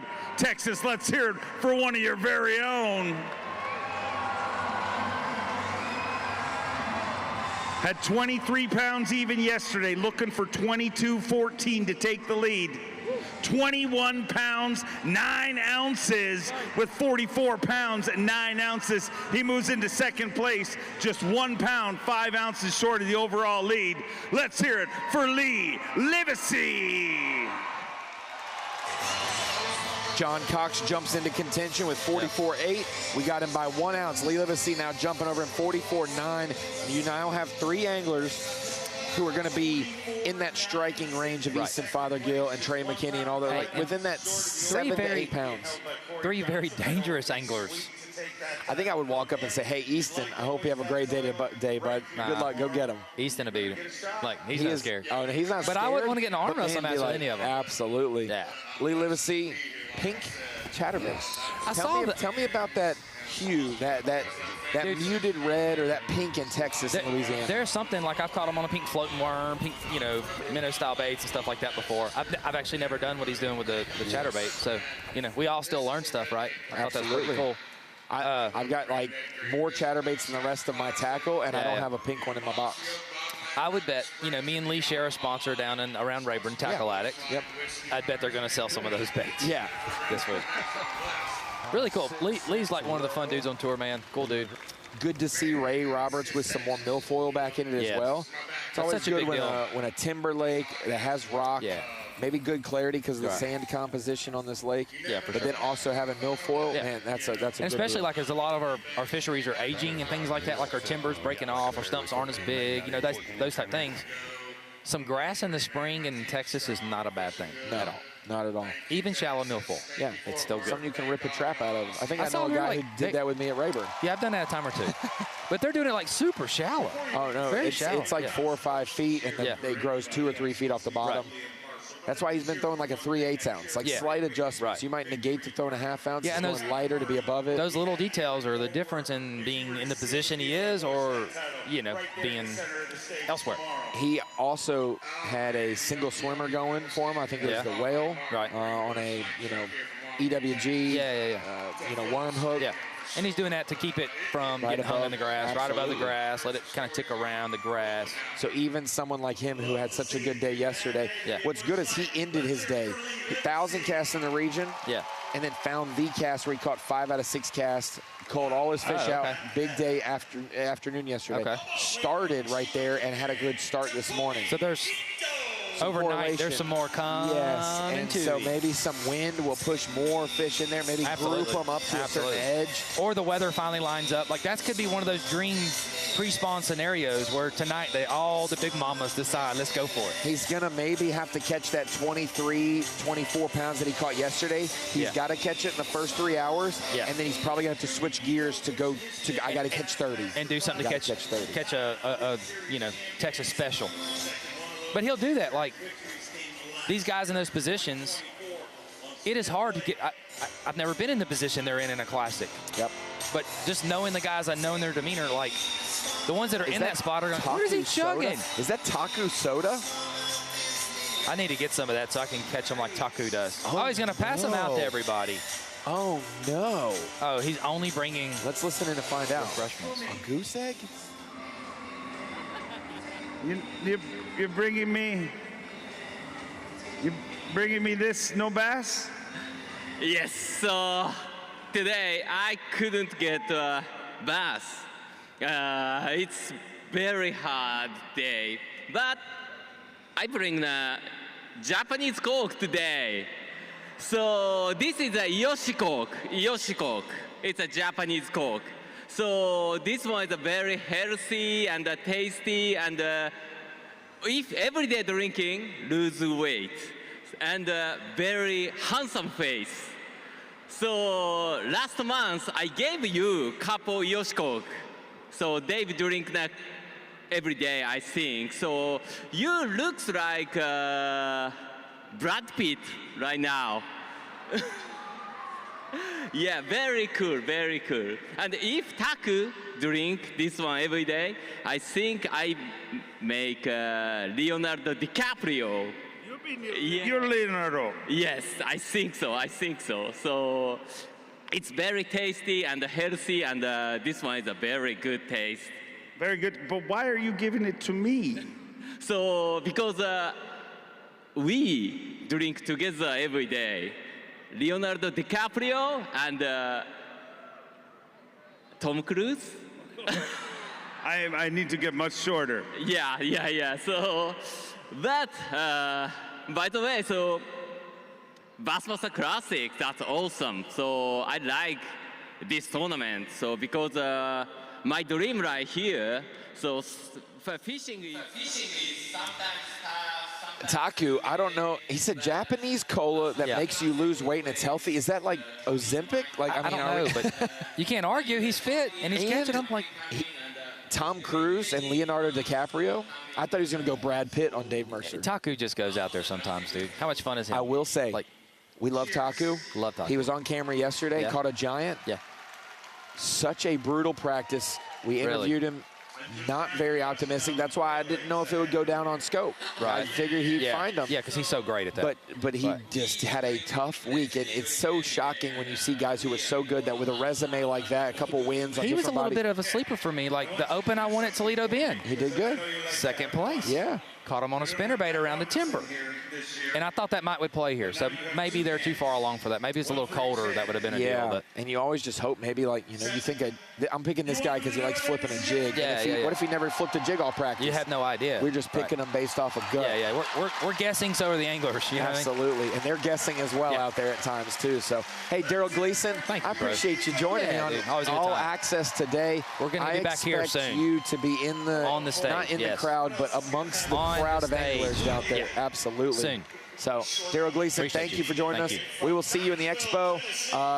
Follow Daryl on social media, and we will see him in the Open in like 3 weeks in Arkansas, or 2 weeks, or 1 week. Next weekend. We'll see you at some point. Practice starts. Awesome. Thank you, dude. Good luck.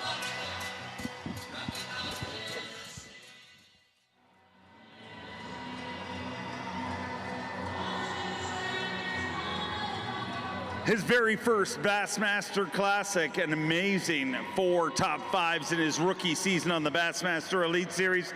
Had 16-2 yesterday, but unfortunately just 1 fish here today.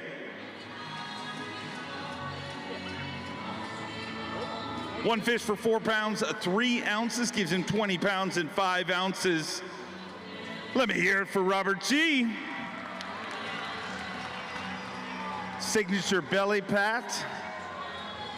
Unfortunately, not going to work out the way you wanted, Robert, but you get right back to trying to qualify for a classic that I know you have your eyes on, which happens to be in Knoxville next year. Oh, yeah, for sure. You know, this week was just amazing. It was a dream come true, just being here, my first classic, made it my first year of my rookie season. And, I mean, it's been awesome. Thank you guys, Bassmaster, for putting this on. It's been unreal. And I would just like to give a huge shout out to my family and friends that made it all the way down from Tennessee and North Carolina. Rob G, first classic for Robert G. 1 fish today. But Laker Hal is our guest. Man. We got to bring the vibes up. We got to bring the vibes up, It's always tough when an angler doesn't catch them to the level they want, but it's the Bassmaster Classic. There's only one winner. But, boy, you're just glad to be in the Classic if you're one of these anglers. Dude, walking across that stage is one of just the most amazing dreams of anybody, you know, to be in this stuff, man. So, you know, Rob G, you might have had 1 fish right then, but Taku, he didn't have a fish, but he still went up there and had a good time. Absolutely. I mean, he went up there and brought the energy up. Absolutely. Yeah. We do know somebody else. Chris Johnston's about to weigh in, but back behind him, Hunter Shryock caught him pretty darn good today. He's going to be in contention. Let's talk to Andrew and Hunter backstage. We are here in the boat with Hunter Shryock. Hunter, I know you had a little bit of a slow start today, or a little bit of a rough start. How did you keep it together to make sure that composure stays where it needs to be to finish with a solid day? A very, very long, slow start. It was well past the starting point, but I don't know. I just know how this place is. It's one of those deals. Either you're going to catch them or you're not. So I was pretty content with what I was doing. It's just whether or not you got the bites.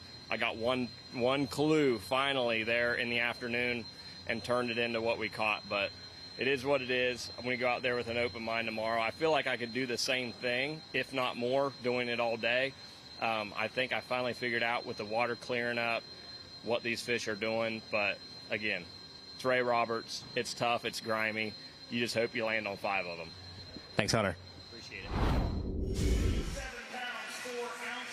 We're going to look forward to, or we're looking forward to Hunter Shryock coming in, especially if he figured something out. The wind's going to come back tomorrow, but that's always good.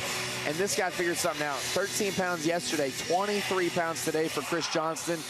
It's maybe not a little too late, but he needed an upper 20s bag to make up for yesterday. But a mid-30s bag, that makes everything better tomorrow. I mean, a mid-30s bag makes everything better, Roddy. You know what I mean? If you catch a mid-30s bag, especially at the Classic, I don't know if I would drive 280 miles round trip for mid-30s, but I think that you would. At least I know that. I would drive as far as it takes to catch a 30-pound bag, man. I mean, shoot, I'd drive that far to catch 20 pounds. So, well, I think Cory Johnston, just to reiterate, if you didn't hear it, I think it was 13 pounds yesterday for him and 23 pounds for him today. That will roughly put him, let's see where that'll put him, 23.5 today. It puts him in 6th place, unofficially tied with Tyler Rivette. Tyler gets the nod. If it ended right now, he would be in the Super 6, which is a major comeback from yesterday's 4 for 13.15. Probably just below that cut line. I think it was 14.14 for the cut, so probably maybe like 28th to 30th. Yeah. And now he's in the top 10. It's pretty good. Might have a camera tomorrow. I got to feel, though, Chris will probably be in the teens. So probably 13th, 14th place. Yeah. Still, a 10-pounder swims around out there, and we haven't seen it yet. Someone's going to catch it and make a big move. I mean, we're in Texas. You know, you go out there on any lakes like this, we got share lunkers running around. Yeah. So I don't know much about Ray Roberts, but I know the lakes close to it have had multiple share lunkers caught out of it in the last few years. So you never know what could happen. I think they said the lake record's like 15 pounds. There's Hunter Shryock. Oh, man, Hunter's holding up a couple good ones. Look at him. He's going to struggle to get that bag out of live well. Yeah. He oh, there we go. Yeah. Let's listen to Hunter Shryock, having a great season so far in the elites and a great classic. Needs a big bag, needs 24.2 to take the lead. 23 pounds and an ounce. 23.1 gives him 44 pounds at 13 ounces. He moves into 2nd place. Get loud for Hunter Shryock.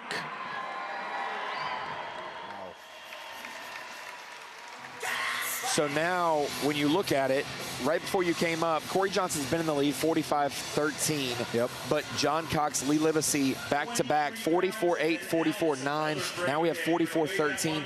We're going to have a pack of 4 to 6 anglers probably within the same amount of weight from Easton Fothergill, if Easton does indeed have almost 29 pounds. If he does that, we will see. But we're going to have a pack where one of them needs to have a stellar day, and maybe the wind helps them. As we take a look at Hunter Shryock from today, and we know that he's a sight fishing wizard. He loves fishing shallow. Caught a couple off some trees today. That one helps, no doubt about it. It takes a stud right there. Look at that thing. Wow. It's shaped like a butter bean, man. Oh, my goodness. But, yeah, you're right. I mean, sight fishing, bladed jig, and fishing those trees, Laker, that's 3 different things he can lean on tomorrow, depending on which one, excels. Yeah, you're right. If the wind blows, sight fishing may not play quite as much. Yep. However, the trees, like you said, we're in Texas, so these trees, and a lot of guys catch a lot of big fish off these trees. I think that'll definitely play. They're not all easy to catch. A lot of those fish started high riding today in the water column with the warm temps and the slick column. But if they don't bite a minnow tomorrow or something, somebody like him who might flip a jig or a Texas rig, and they might get it on the fall because the profile, the fall rate, all that, the presentation, it's one of those deals. Before people scope trees, they flipped a big jig and a heavy line in trees. Yeah. So that's a dangerous thing as well, because those bites just change just a little bit. That wind might make those fish suck closer to the tree. And with spinning rod line, I'm not wishing any bad things on people, but that's a real problem to consider. Yeah, especially with braid on a spinning rod. I mean, you got light tackle already. Braid will dig into that wood, saw it right off. So, you know, I think tomorrow's definitely going to shape up for the old school fishermen, I'm thinking. We'll see how that goes. And Cody Huff, surprisingly, with all the conditions Ray Roberts thrown, I would have expected him to be kind of in the zone of contending. 0 yesterday. Ooh. 0 yesterday for Cody Huff. Very uncharacteristic.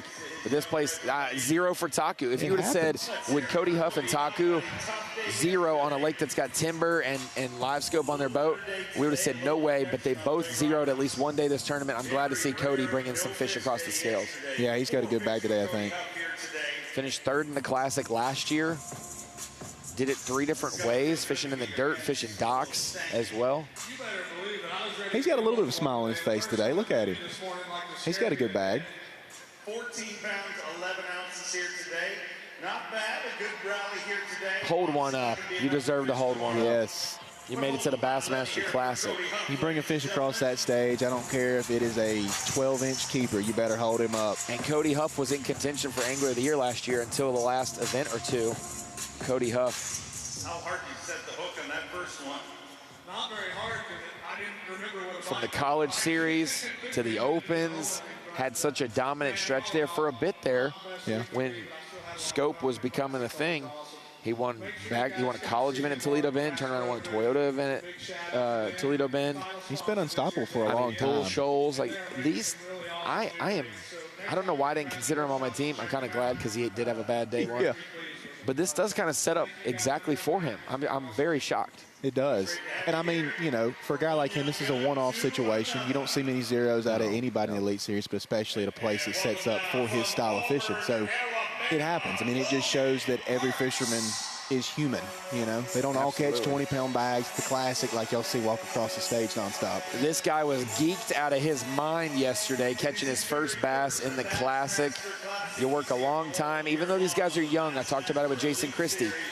When they were 15, they have 10 years more experience than when he was 25. Like, just because we start them so young now, amount of tournaments they fish. Logan fishing in high school, fishing in college, won $1 million tournament. Another shockingly brutal day. I'm glad he caught him yesterday. But he's walking up there with a smile on his face. That's what matters. Absolutely. Qualifies you to have a really good time here in Fort Worth, Texas tonight, and work the expo tomorrow. Yeah, man. I got to give a big shout out to all the fans. I might get Logan to come sit here tomorrow. Unfortunately, I'm kind of scouting. I got 25 anglers who will fish. You got 31 who are going to not be. Maybe they'll come and do all access with me tomorrow. There's a handful of them that might. I will be on the road tomorrow, unfortunately. Hey, you know what? You got tournaments to prepare for. You're leading the points race. Leading the AOI. Leading the AOI. Not too bad. Not too shabby overall. Man, God's been good. It's been great. How's your outlook feeling? As we look at Logan Parks, he came through the Opens to qualify. He won Team of the Year in college. You didn't go the college fishing route because you didn't need the textbooks to learn. You had a Classic champ as a father. You got to learn from him right there. You didn't need, when you're hanging out with the professor, you don't need to go to class. And so that's what you did. Looking at the season, you've got 3 in the books, 2 in one division are done, 1 in another. Yep. How do you feel about the rest of the year? You know, I feel pretty good. I mean, honestly, the 3 lakes that I did really good at were lakes that I didn't really expect, you know, to do that great at. Kentucky Lake, I've always been snake bitten on. Ran a long way to get away from the lake, if you couldn't tell. So, you know. If I let you lock, you might have locked. I would have, I promise. But anyway, you know, that lake was one for the books because I've never made a check there. That was my first one there. And then, you know, everything's been going so great lately. Once you get in a flow, from what I've been told, it's cool if you can stay in it. So Lord willing, I will. I mean, it's a lot of ground left to go. I mean, we go through the end of almost November. So I mean, a lot of time you got left. a couple checkpoints. You got to get to the EQs. You may do it 2 divisions. You might make it twice. You actually help yourself because we don't bump down. Really? So it's 50 and 50, but if you qualify in both, it's so 50 I'm and 49. somebody out. Yeah. Oh, dude. Making it a little easier for you in the final 3. Even more reason to do good at the next few events. I did not know that. I thought it went down a list. No, we would not to get to the EQs. It's 50, and if you qualify in both divisions, we don't work down in the division to advance. Man. So yeah. I just unlocked a beast now. You did. Absolutely. Hey, I wasn't going to take my foot off the gas at all, but, you know, we'll see. If that happens, that'd be pretty cool. That would be cool to double qualify for the EQs. And then you got 3 events there, Wheeler, I believe Champlain, and Okeechobee. Be interesting. Here's another guy who won the points race in the Opens, JT Tompkins. Look at this. I've got 8. My count right now is, 1, 2, 3, 4, 5, 6, 7, 8, 9. We're already at 9 20-plus pound bags. We had 11 yesterday. I think we got 2 or 3 more coming. So they're coming. Even though it was slick calm and it hurt some anglers, it looks like it really did help those 20-pound, you know, the upper end bags to get a little bigger. The slick calm days, I mean, you saw a lot today with Easton Fothergill catching the weight he's got. I'm ready to watch him weigh in. I'm excited for him. He's one of the young guys I fished with last year, and he absolutely killed it, man. So, you know, once we get along with him walking across stage, you get to see, but I think there's a lot more coming because those slick days play to people that are focusing on their scope and stuff, because he's a very strong scoper. Trey McKinney's a very strong scoper. He was a player yesterday. He was leading yesterday, wasn't he? Yeah, so 26.5. You know, those guys that are really used to that scope bite, when it goes slick, that's a really dangerous deal. These last 4 or 5 anglers are kind of the haves and have-nots. They've zeroed one of the days. Taku, Cody Huff, Logan Parks, JT Tompkins zeroed yesterday, caught some today. Yep. But let's reset the scene. I got my boy Laker Howe here leading the points race right now in the Bassmaster Opens, trying to make it to this stage and this event. I thought you were going to maybe win Pickwick by running that far, but this is the All Access. We're live on the Bassmaster YouTube channel. That's where you guys are watching it. If you want to watch the full weigh-in live, you can go to Bassmaster.com, click the leaderboard tab right there on the whim, which is that top bar that says the Classic. Click the leaderboard. You'll be able to watch the weigh-in and keep up with the standings at the same time. You'll also, if you want to stay on YouTube, on our bonus channel, Bassmaster Bonus. It's where we put our weigh-ins now and other content. We will have the weigh-in with Dave Mercer and the Anglers exclusive, uploaded tonight there, and you can watch it almost in a replay form. Check it out there. So this is a brand new All Access where we've got some behind the scenes in the tunnel with Andrew Hayes. We've got Mercer on the stage as well, and us here at the desk. And I think Andrew backstage is waiting on us. What you got, Andrew? We are here boat side with Jacob Faust. Jacob, one of the things I've really appreciated about you over the past couple years is just to watch your growth as an angler and just the crazy swing you had in AOY points, obviously. What do you attribute that to as you become more mature out there on the water and as you've had a chance to obviously have a few more tournaments under your belt? Man, just experience is all it comes down to, and, you know, experience and what's between the years, just learning your process, learning how you do things, what works for you. Really, it's just, and a lot of it's just confidence, man. I'm fishing with a lot of confidence. I've said this a lot. You know, last year I had a lot of pressure coming into the year, and I've always performed the best when I've put a lot of pressure on myself. And I enjoy it, and, you know, my confidence is sky high. So you always feel like you're going to catch them, and it's crazy how that works. Awesome. Thanks, Jacob. Jacob Fouts.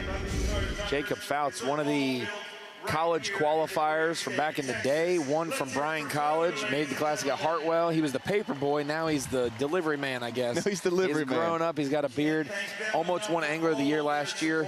It's crazy how sometimes it takes a couple years to get your feet going. Obviously, technology is in his corner. He loves that style of fishing. But honestly, when your confidence is shaken, you need something to hold on to. And he has really found his groove last year. Had like a 12-event check streak going.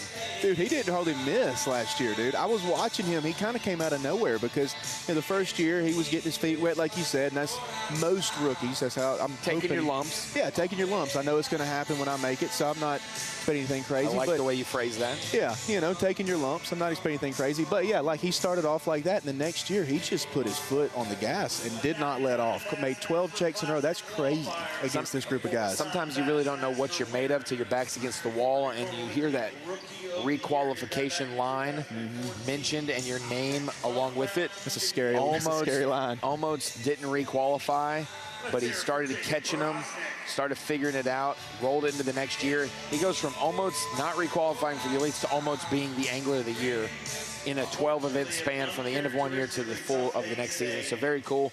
I expect this guy to be I expect this guy to be a factor at the Pasquotank River, the next elite event.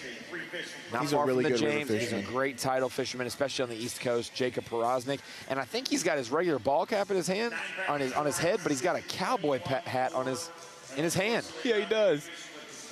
Watch, he's going to do something for the show right here. This is what it's all about. Look out, here I come. You know, sometimes you're the windshield, sometimes you're the bug, but, you know, it's always good to be on this classic stage, you know, fishing, competing in this, because you can't win unless you're in it. And, you know, this week just didn't go as well. You know, I thought everything was, you know, going to be good.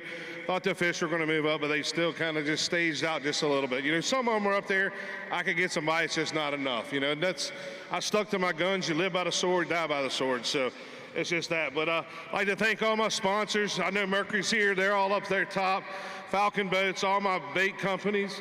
But I have a little special gift for some special person in this crowd, and I want you to help me do this. All right, what are we doing? So we're going to give this. This is a cowboy hat that I wore to the dinner.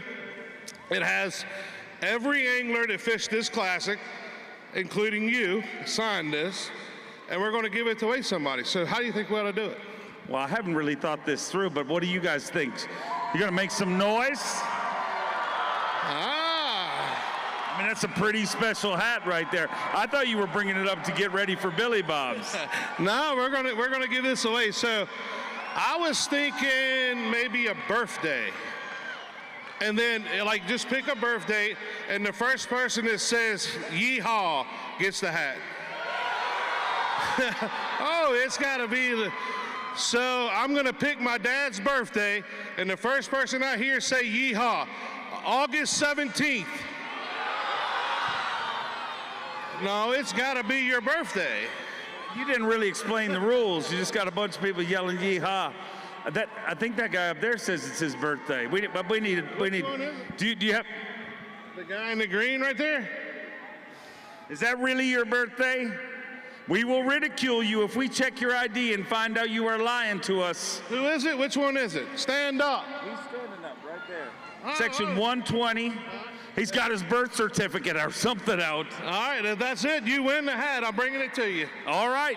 You will deliver it, or does he have to go to Billy Bob's to pick it up tonight? One or the other. We'll figure it out. Let's keep him rolling, Tom.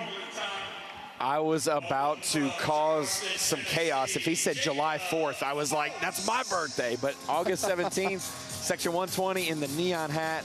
Congratulations. You get a classic, specially signed cowboy hat with every competitor and Dave Mercer. How cool. That's going to be worth something one day, I'm telling you.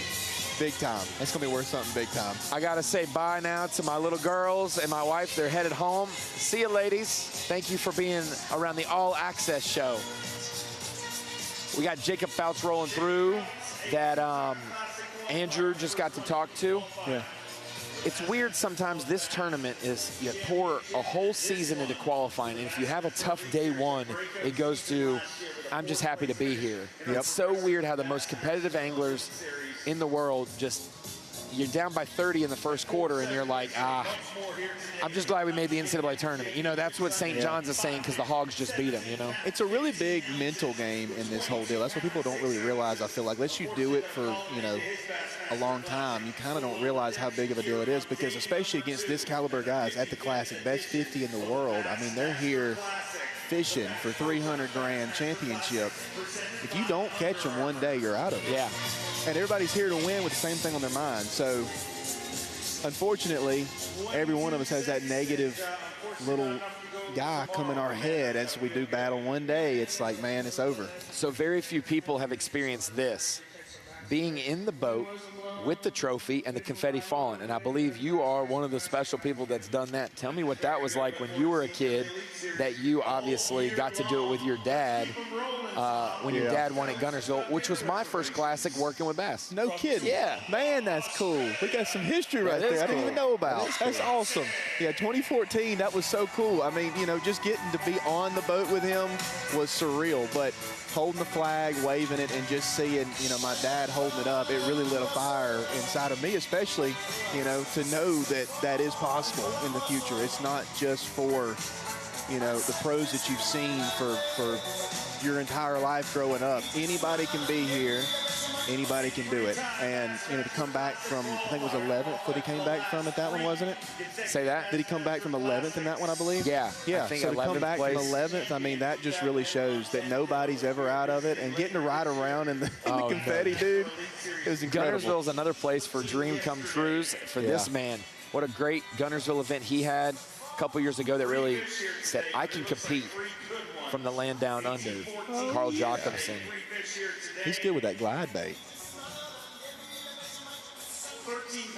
3 fish for 13.5 pounds. Some good ones, but not enough of them. I think he had 18 and change yesterday, so he may make the cut. It's going to be close, probably. Wonder what's crazy right now? Trey McKinney's still in the top 20, and we've had over half the way in go through. He's still leading. He's still in the top 20. He hasn't even fallen below the line. He hasn't even weighed in yet. That's crazy. 3 fish that big is awesome at the Classic. I mean, if you're going to bring in 3. 32.5. They stacked up right ahead of him. 32.8, 32.10, 33.1. He needed just one more fish to secure it for sure, but that might be enough. 14, basically 30-pound average, or 30 pounds for 2 days, might be the cut line. And he'll be on the bubble, I think. He'll be right there. He might make it. He's going to be one of the final 4 in or the first 4 out. Just the in first March 4 out Madness stings, terms. man. First 4 out stings. Pays the same as last place, but you got to go to the expo with the what could have been. Exactly.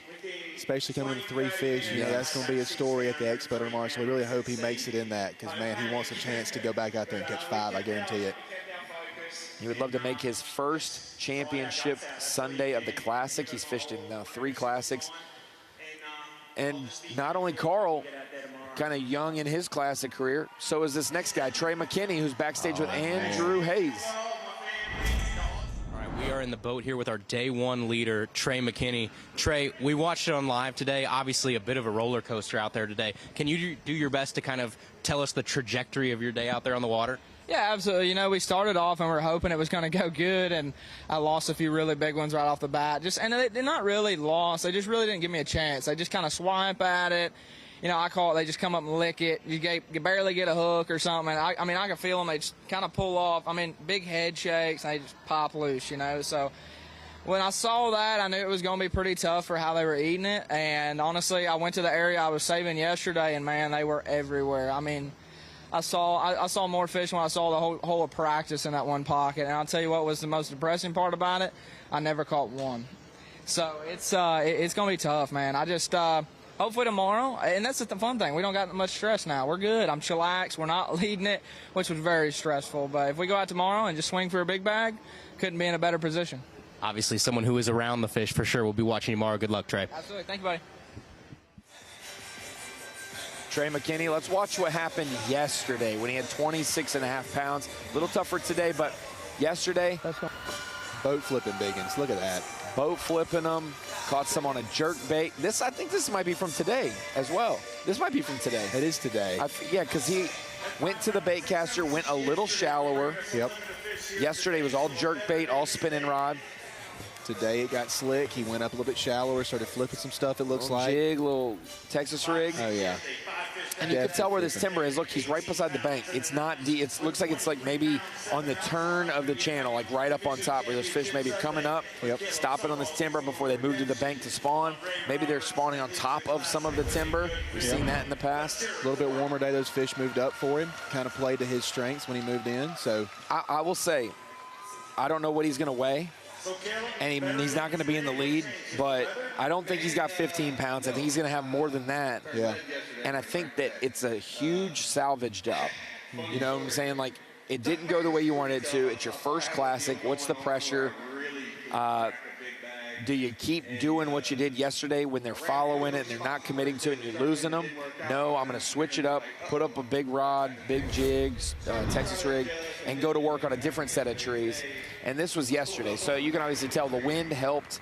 And when it kind of got tough, they kind of got aggressive. It was weird. We saw some finesse in the wind and real power fishing in the calm today. That's what I was going to say. Like that wind, if you notice, Trey had to swap up and move up shallower today, so his scope bite obviously kind of died when the wind went away. But tomorrow, the forecast, if I'm not mistaken, is supposed to be a little bit windy again. It's supposed to be in the teens for sure. That's 16 to 19 miles an hour sustained from the south, southeast.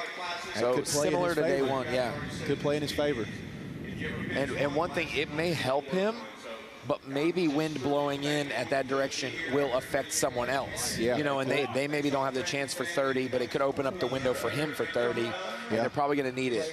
It wouldn't be the Classic if we didn't have someone catch a giant bag or something crazy on the final day. You know what I'm saying? They're going to a spot, and they decide to go to a different spot at the last second, whip a U-turn, and win the Classic. We've seen that before. So a story about your dad in that Classic. First tournament I covered with Bass. I was riding back in the truck. I went to take off, did Bass Track, put some GoPros on boats, was riding back with the live crew to do the War Room in Birmingham. Yeah. And we're like, I just pulled up Bass Track on my phone. It says Randy Howe's got 4 for 20, like already, right after takeoff. Spit on your shirt there, sorry. You're good. He's got 4 for 20. Like, and it says he's by this bridge, and we're going, and we take a left instead of a right to Birmingham, and you've got people lined up, and we all crawled through doing a bass cam, and your dad hooks up and catches number 5 while we're, like, doing it. I was like, this is crazy. That's the coolest. Here he comes. We got a guy who might be threatening for the lead, Trey McKinney, our day 1 leader. I just wanted to tell you that little story. It's kind of cool story. I don't even know what kind of phone I had back then. It's not as good as I had now, for sure. I know my hair was a lot shorter then. So you were a lot shorter. I was a lot shorter then. I weighed probably 120 pounds lighter then too. Trey McKinney, maybe no giants, but real solid fish today. If he's in that upper teens, maybe 20 pounds, he's definitely gonna have a shot to win tomorrow. Had 26 pounds, 9 ounces. Looking for 19-15. 5 fish here today. 15 pounds, 13 ounces. He moves into 5th place with 42 pounds and 6 ounces. So a little tougher day today, but just 3 pounds, 8 ounces short of the overall lead, but definitely gonna have a shot on Championship Sunday.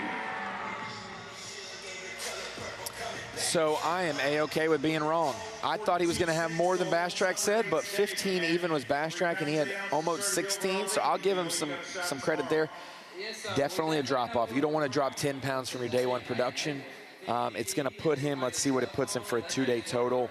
I'm thinking it's going to be in that 42-pound range. Yeah, probably. So he's going to probably be right below that little group we talked about, Cox, Livesay, Shryock, Cory Johnston. He's going to be just below that group in between Cox and Brandon Lester. And we got one more big bag coming, so that puts him to 6. So, you know, might be in our Super 6. Super 6. You never know. Let's see who else is left away and that had a good bag yesterday.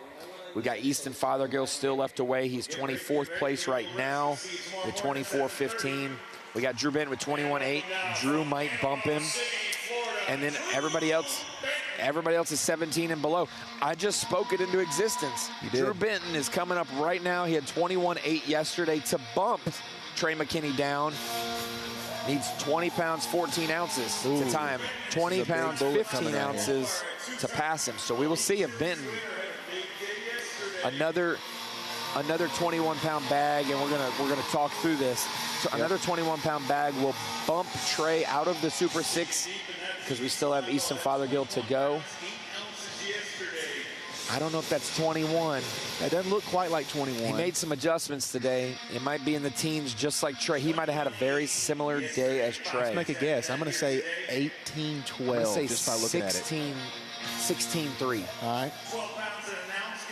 See, we were so way off. Yeah, I was really on point yesterday. I think I'm just tired. I'm tired, and I really want to eat this soft pretzel that I got. It's a little harder now because it's been sitting here, so I'm going to peel off a piece of that. A soft pretzel. Take it away, Laker. Take it away. Man. And so, look, Ronnie's eating his pretzel. We got 12 pounds behind Hey, Andrew, why don't you give me a chance? He's backstage with somebody else. Andrew, take it away backstage. Yeah, we're back here with Will Davis Jr. Well, obviously, the Bassmaster Classic is its own beast, way different than any other tournament that you guys fish throughout the year. What's your favorite part? Obviously, you got takeoff, you got the actual fishing itself, you've got the weigh-in, you know, the expo, you get to see fans. What's your favorite part of the Bassmaster Classic? The favorite part of the Bassmaster Classic is going through that curtain right there. You know, I've dreamed of going through that curtain since I've been a child, and get to go through them curtains, man. It means everything to a bass fisherman, you know. But with that being said, we could not do this without the fans. You know, the fans is what makes this sport. What is the actual, like, if you had to pick one emotion that you feel when those curtains open, what is it? Just all of it in one, you know, all the years of hard work and dedication. You know, you do it for you and your family, and man, it's just so surreal. Thanks, Will. Will Davis, he was on my fantasy team. I hope he's feeling all the emotions, because I hope he has a big bag coming in. He better have a big bag. He had like 14 or so yesterday. Let me see. You screw up Ronnie's fantasy team, it ain't good, man. I'm just going to be after you. Where is Will Davis from yesterday? Will Davis Jr., day one weight, 13 pounds. Okay. So he looks like he has 2 fish today. Yep. So my bad, Will. Everybody, every week, one guy does bad for me. And it happened to be Will. I'm sorry for picking him, but hey, I picked some guys in the top 10. So you got a pretty good team then. Yeah, pretty good team. Pretty good team. Kyle Jesse has Easton Fothergill on his team, though. Oh, man. Hope you didn't bet any money on that. No. I don't have enough money to bet on that. Will Davis Jr., we talk about those anglers. I put Will in the same category as Brandon Lester and Brian Schmidt. Guys that are so dang good, but don't get that public acknowledgement of how good they are. Will, multi-time Bass Nation champion. 2 of those are the national championship. He's won at Smith, Pickwick, Lay Lake.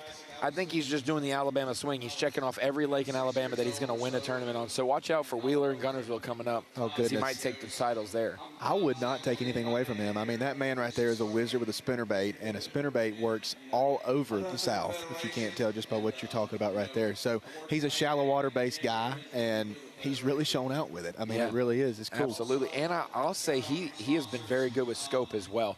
Another guy who's really good with scope, and he's on my fantasy team too, Connor Jacob, back in the tunnel, Auburn University in the Bass Nation. He's with Andrew. We are back here with Connor Jacob. Connor, how important is it to you as a Bass Nation angler to be able to know, as you're out there competing, this could be kind of the grand prize, to get the chance to compete in the Bassmaster Classic? It's crazy. I mean, sometimes, like, you know, it's just a tournament till you get there, you're not thinking about it, especially at the Nation Championship. I was like, oh, okay, just, you know, want to do well. And then it comes up, people start talking about it. They had Jason Christie as a guest speaker at our night before the tournament started, and it's like crazy to realize, you know, you forget all about whatever the money they're doing. You're like, oh my gosh, like just being there is a dream come true. So it's like, it's beyond an incentive. It just becomes the main goal of everything. How does life change after you officially qualify for the Bassmaster Classic? I don't think I was thinking this today, like, it's a perfect question. I don't think I'll ever be able to be a spectator for this event again and see it the same way. It's just like seeing the behind the scenes, being part of it, the practice even, you know, all of it. It's like, I won't look at it the same way, in a good way, but it's just not going to feel right unless I'm here. Well, first Bassmaster Classic, hopefully not the last. We look forward to seeing you back here. Absolutely. Thank you. Connor Jacob there talking with Andrew Hayes, and Connor coming through the Bass Nation. Such a cool pathway that you got team champions, Bass Nation, Opens, college, and then obviously the Elite Series and the former Classic champ getting the pass, you know, into the next year. So many ways to make it. How cool is that, knowing that now with our expanded Bass Nation, you could jump in a regional event and really excel and get your chance to do the weekend series like that. And that's the thing. Anybody can make this. That's what people don't realize. I mean, there's so many different routes, like you just said. The Opens are not the only way in this. You can win an Open, you got more chances there. But just like you said, if you're really good at the local trail stuff, the Nation might be for you. And the Nation has panned out on the elites. You got Caleb Summerall, Paul Mueller. You've got obviously Matty Wong, Brandon Polinick, Mike Iaconelli, a bunch of those guys. And then you've got recent guys like Will Davis, who's done it a couple times. Tim Doobies in his second year on the Elite Series from the Nation. And so there's so many good Nation guys that I probably left 1 or 2 out. But even the ones like Tim Johnston, he fished in that Classic. that your dad won. Had one of the biggest bags of the week too, and he's from an area like Colorado or Montana or something that the nation is probably the only opportunity he'll have to do it because there's no opens over there necessarily. And so, very cool pathway, and this is your nation champion. Blake Capps, he won it on Grand Lake, got the opportunity to qualify for the Elite Series through it as well, and now he gets to weigh in. Not the best week, but he weighed in 1 yesterday and weighed in 1 or 2 today. His classic comes to an end, but hey, I can never say Monday my classic will come to an end, but I didn't get to fish in it, you know. He got to fish in it. You get to fish in it, I think it's a little bit better than having it's a whole lot better. One of my sneaky picks, you'll probably like this. I thought this guy with the offshore shallow type deal, John Garrett, could be a factor. He's in the tunnel with Andrew talking to us. We are back here backstage with John Garrett. John, you had big bass yesterday at 8-12. Can you tell us the story of that bass? Yeah, so it was like 15 minutes into my day, and I throw a 3/4 ounce lipless crankbait up on a point, and I'm just reeling it, and it feels like someone cut my fishing line. The fish is knocked slack, and I reeled into it and leaned back, and I felt like I was hung, and it started moving. And at first I thought it was a catfish or a drum or whatever that is, and it came up by the boat and jumped. I scooped it up, and I think anybody within a mile heard me. I was excited because I was really worried about not weighing a fish in, and the first thing I thought was how awesome it was going to be to hold that big one up in front of everybody. So, man, it was a special way to start the Classic for sure. Congratulations. Thanks, bud. Appreciate it. John Garrett, I heard that 8-pounder happened, and then he lost a 9 or 10 right after it. So oh, my goodness. 3 for 16. It could have been 4 for 26 yesterday. That would have been a Texas bag right there. Only in Texas. That would have been a Texas bag. And then you almost been like, that would have been on 4. I could have broke 30 yesterday. Dude. It was there, but 16 still had him in contention. That's a good weight to still be able to compete, but you got to upgrade today and then upgrade to Championship Sunday. And so we'll see what John has in a couple anglers as he comes through the tunnel in just a minute. Yeah, you know, missing them extra 2 fish really kind of going to haunt him. Yeah, going forward. Absolutely. Even to make the cut, like everything gets harder when you're 1 or 2 fish short of your limit. Connor Jacob, like we mentioned, second in the Bass Nation Championship, fishing in the opens as well. We had him on live at Lake Eufaula last year. Oh, Hammer. He also fished at Auburn University in college. So College, Nation, and the Opens all within a 1.5-year span. The boy's fishing some tournaments. He's around the country, He dude. is fishing some tournaments. I think he would technically be considered a professional truck driver. Oh, for and sure. then he gets to fish when he gets Competes there. with you on that, too. Yeah, he You're a professional boat driver, too. John Garrett rolling into the arena. We just got done talking with him, with Andrew back in the tunnel. He's always a contender. And once again, we got people watching that don't know what's going on. This is the All Access channel. The main weigh-in show is on Bassmaster.com like it is every day of our lives. Go watch it there if you want to hear Dave Mercer and the anglers exclusively. This is an All Access. John Garrett holding up a big one. We get to react to it. We get some backstage teases. And then at times we get to hear what goes on the stage in that moment. But this is a different kind of look that we're trying out this year. Another free live show. I think this is the Cool Kids Club, man. We're trying. It's the Cold Kids Club. It's the Cold Kids Club. Are you cold? Got short sleeves. Oh, my goodness. My shirt got signed by Matt Robertson. Dude, it did. I didn't ask him to at all, and he just did it, and I was like, come on, Matt. Matt Robertson likes marking stuff and taping stuff. 11 ounces, he's 27 pounds, 8 ounces. He moves into 22nd place. Okay.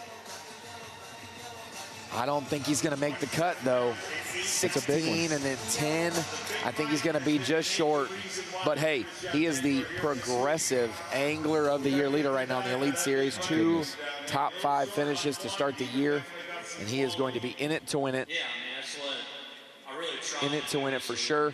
And last year when we were in Florida, he took home his first title in his rookie season. Didn't win Rookie of the Year, but he went through so much adversity in the Opens. It's not an easy road to make it. And he had so many close calls on wins, on qualifying.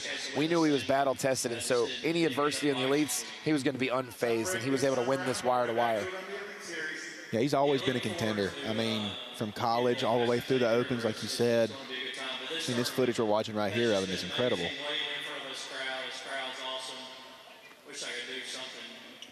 Bethel University's John Garrett qualified for his first classic and made it at Lake Conroe in 2017. Now, as all these years later, his second classic is in Texas as well. He's fished 50% of the Texas Classics, and he's only fished 2 of them. But another guy who's fished in the state of Texas in the Classic, that same Classic we mentioned at Conroe, this next man in the tunnel won that event, and he did it in dramatic fashion. Something we could see tomorrow. Andrew, you got Jay Lee in the tunnel. Joe Lee. All right, we are back here in the tunnel with Jordan Lee, a 2-time champion. Jordan, somebody's life is going to change this week. Somebody is going to win the Bassmaster Classic tomorrow afternoon. Almost about this time, someone will be hoisting that trophy. How will their life change forever? You've experienced it twice. I have. You know, it really, obviously, it's probably going to be somebody that hasn't won the Classic before. I think there was only 2 previous champions that were not in contention to win. But to win the Classic, man, you know, not only is the $300,000 nice, yeah, that's great, but there's so much more when you are the Classic champion for the year that you just can't explain. I mean, winning the first one for me was like everybody just knows you as the Bassmaster Classic champion. It doesn't matter, especially here in Texas. Like whoever wins it this week is going to gain so many new fans that didn't even maybe know who that person was. And you just get a lot of notoriety and, you know, fans around the world that are watching. Thanks, Jordan. You're welcome. Jordan Lee, like you said, 3 Classic champs in the field. Justin Hamner, the defending champ. Gussie from the previous season as well. And then 2-time back-to-back, 2017, 2018, Jordan Lee. There he is on stage now. Rally bag today for Joe Lee. Big time. I think he's going to fish the final day, isn't he? I think he might make it. Let me see. Jordan Lee. He's going to be inside. 22-0 today. 22-0. 3 fish yesterday. 11-3.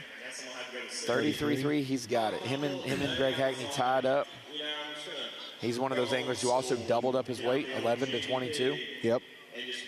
Big day for him. And Jordan Brian don't do Schmidt, good on who was day in the one. top He 10, always comes getting back. closer. Zaldain's about to get bumped out. We have 1, 2, 3, 4, 5, 6, 7, 8, 9, 10, 11, 12, 13. It says 13 on the website, but remember, they don't register the zeros at weigh-in until the weigh-in's done. So there's probably been 3 or 4, so we are less than 10 anglers as we look back at his Classic Championship title at Conroe. Young Weakland, tired, look at him. Heavy trophy. I can't lift this thing again.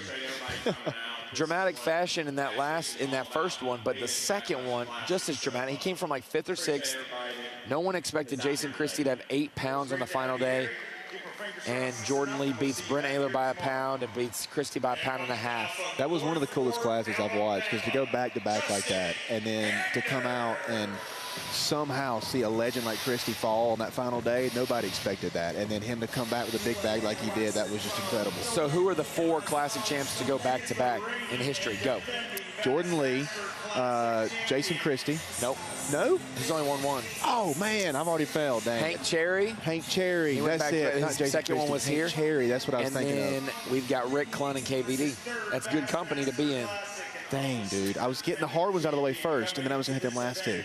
I guess tomorrow is his last day as reigning Classic champ, but today might be his last fishing day as reigning Classic champ. Justin Hamner headed to the stage after winning at Grand Lake last year. Hamner's one of them guys that never lets anything bother him, dude. He's just always calm, cool, and collected. Roll Tide. Got his sweet tea with him, man. 15 pounds. I think he's gonna miss it. He was the bubble boy yesterday. Look at that. I think let me see. Justin Hamner. 30 pounds. That's 15 a day. What were y'all projecting? He was 25th with 14-14. He catches more weight today, and I think he's going to miss the cut. God, it's going to go up by 1 pound or 2. It might be as far as 31-ish to make the cut, maybe, then? I would say so, probably. Right now, Zaldain is what did he have? bubble 15 boy? and change today after 15 yesterday. He's going to be around 31, low 31 or heavy 30. He's only 22nd. Like, there's only 3 people. Easton will bump him. That's one. I don't know if Tyler will.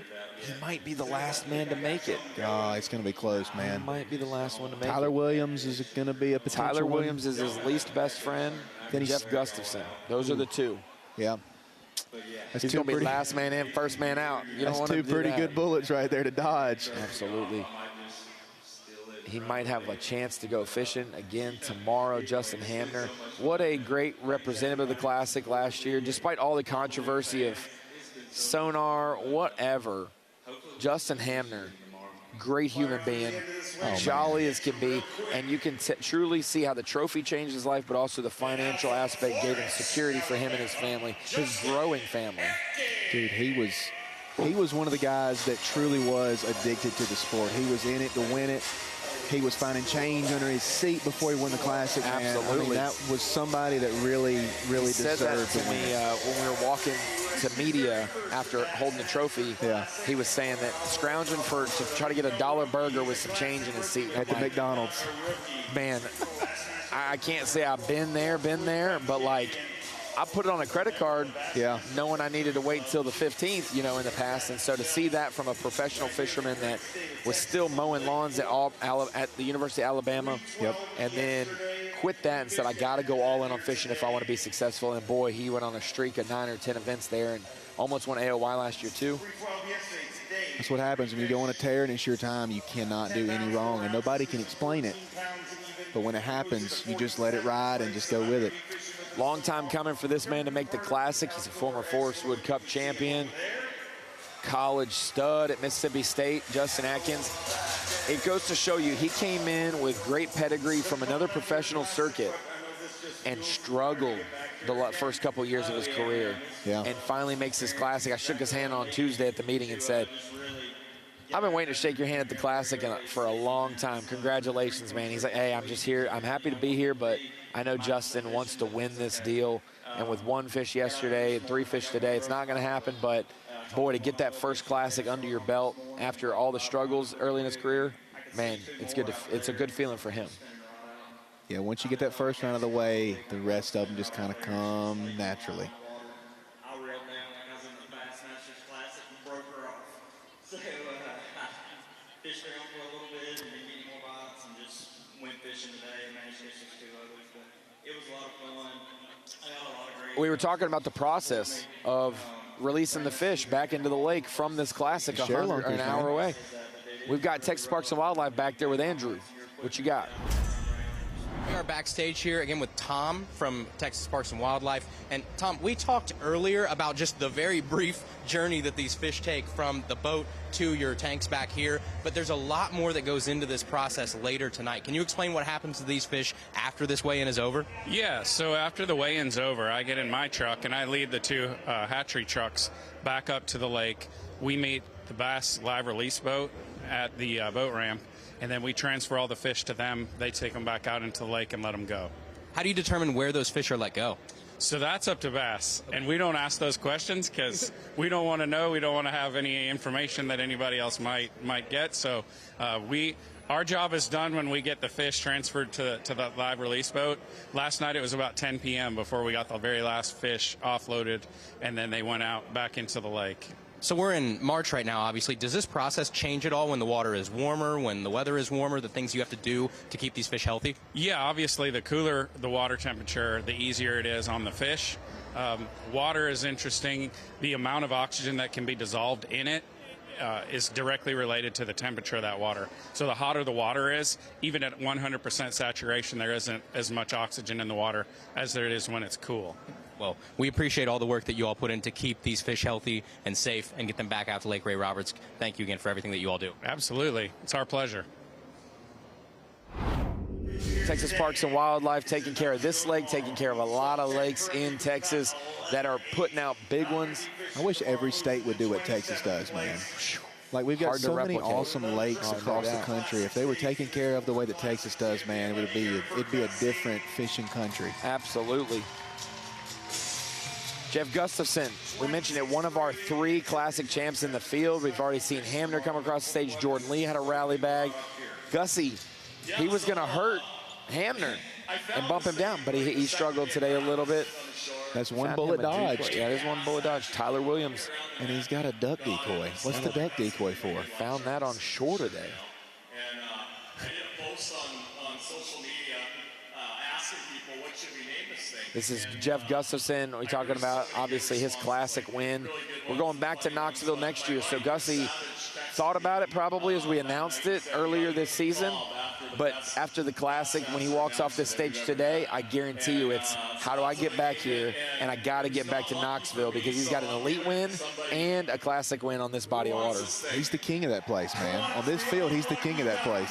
For that week alone, he's not from Kenora, Ontario, Canada. He is from Knoxville, Tennessee, because he is a, I guess, a honorary citizen of the city. They have named him Gussie Lane, probably is a lane near down by the split from Fort Loudon and Tellico. He wins anything else, they're gonna make a statue of him. Oh, no doubt. They might throw him in the river with the goalposts.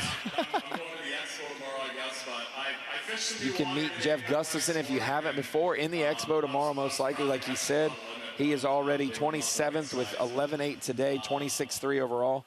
We now talk the bubble boy, Jeremy Knepp from the Bass Nation. Only 3 today for 10 pounds. He is the bubble boy. Look at John Garrett with 6 fish. 3 yesterday for 16 and change. 3 today for almost 11. And he is still trucking it with 6 fish in the cut. I think between John Garrett and Connor Jacob, it's going to be really close, especially depending on, because you got one more person, so unfortunately Knepp. One more for sure. Knepp is going to get bumped because of Easton, unless he didn't make it back in time, but I assume he checked in on time. But after that, I mean, there's a fairly decent chance, honestly. After that, it's just Tyler Williams at 17.9 as a wild card. Yep. We already saw Dylan Akins 0. We saw Taku, Logan Parks 0. And nobody else unless they catch a dang mega bag. Yeah, they got to catch 30 pounds. Yeah. 25 pounds after catching single digits yesterday. Who we got up now? Bobby Bakewell from the state of Florida. That's my got man his right win there. at Lake Martin last year. He's about the same height as you, I feel. Dude, he's a big boy. He is a huge guy, He's man. a big boy. Big Fish Bobby Bakewell. That's what we call him, man. He is one of the coolest down-to-earth guys. I called him Buzzbait Bobby Bakewell. Did you? That's what he won. Because he caught that big one, didn't he? Yeah, I remember that. Buzzbait. He's got a big jump, Bobby Bakewell, man. to the stage. He's got him some fish today. Yeah, let's see if he's going to improve on his standing yesterday. He had 5 for 7, or 2 for 7 yesterday. I was talking to him before this tournament, and, man, he was just saying this is just the coolest dream come true just to be here. I mean, he's 7-1 yesterday and 17-7 today. What a big jump today. There it is. That's why you call him Big Fish Bobby Bakewell right there. Look at that. Please ask him, did he catch it on a buzzbait? Because if he did, that's got to stick. It's going to stick for me. Big Fish Bobby. What do you think it's going to go? I've been so wrong today. I'm going to say like 6-4. God, I'm going to say 7-4. 7-4. Oh, my gosh. I said 6-4, and then I went 7-4. So I halfway got it. Second guess gets it, though.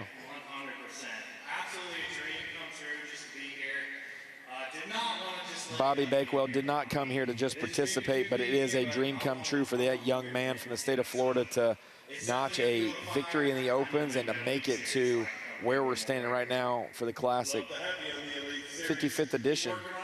When are you going to make it? You going to make it for the 56th or the 57th, or what's it going to be? See, whatever one I make, the first one is going to be the most special, right?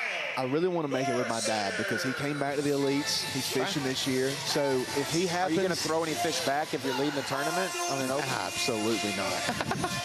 You're just going to have to tell him to up his game after the 2 Florida events. Hey, you're going to have to get going. He needs to pick the pace up a little bit. You got to win but the hey, Mississippi River, or you got to get the points going. He's got the fire under him. Me and my brother gave him a pep talk. I mean, he's good to go now. I got a feeling it's going to be good. So in bucket E for fantasy fishing, Kyle Noretter was the highest picked angler, second highest in the whole game. Really? Because he was the only Elite Series pro in bucket E. So a brutal day yesterday, 3-7, 1 fish. Obviously looks much bigger today.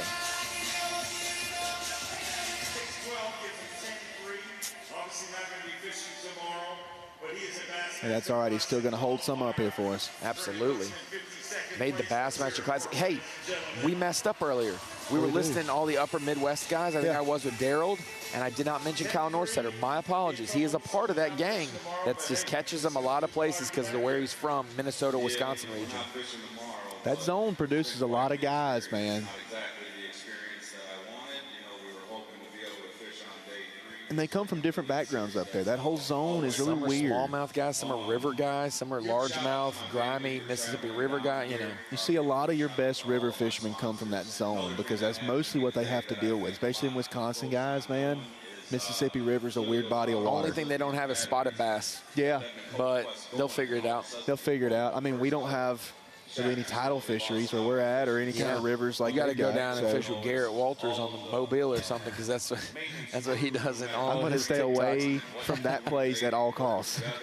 First classic appearance for Kyle Norsetter. Congratulations to him, no matter how it turned out this week for him. Same goes for this guy, Alex Redwine. He's in the tunnel, probably going to reflect on his classic experience with Andrew.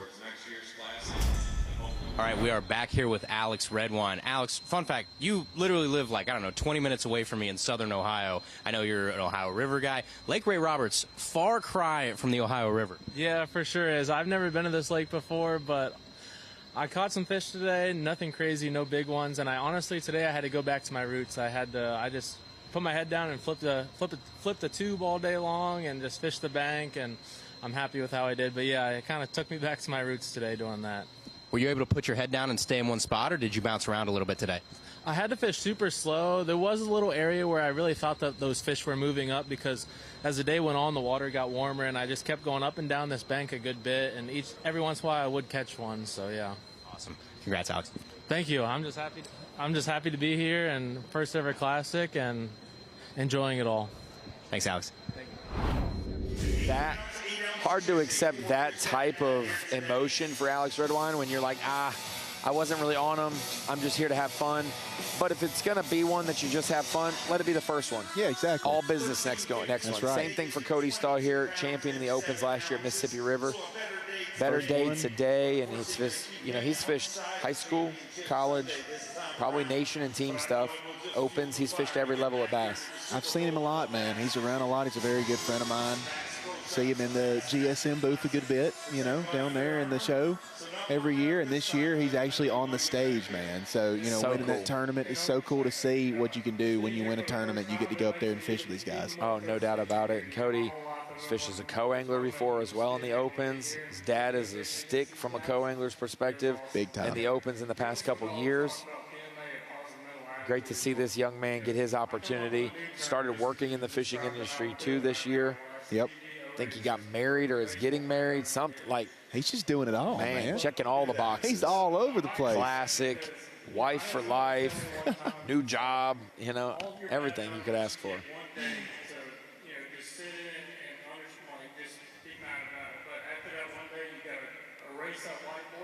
He is a competitor. I guarantee you if this was like it was before June Classic up in the bushes, yep, he would have been on my short list.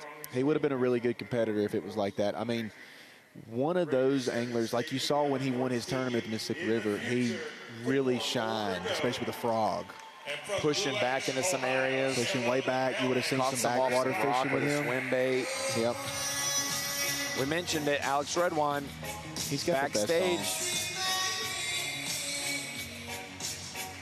I think he likes Skyline chili. I don't know if I can get down with that. Chili on pasta. I like meat sauce, but I don't like that much meat on it. Skyline chili, y'all may hate me for saying this, not a big fan of it. Is he holding a spotted bass up at Ray Roberts? What is that? That's a wild move. That is a fat spotted bass. I don't think Texas accepts spotted bass as a species.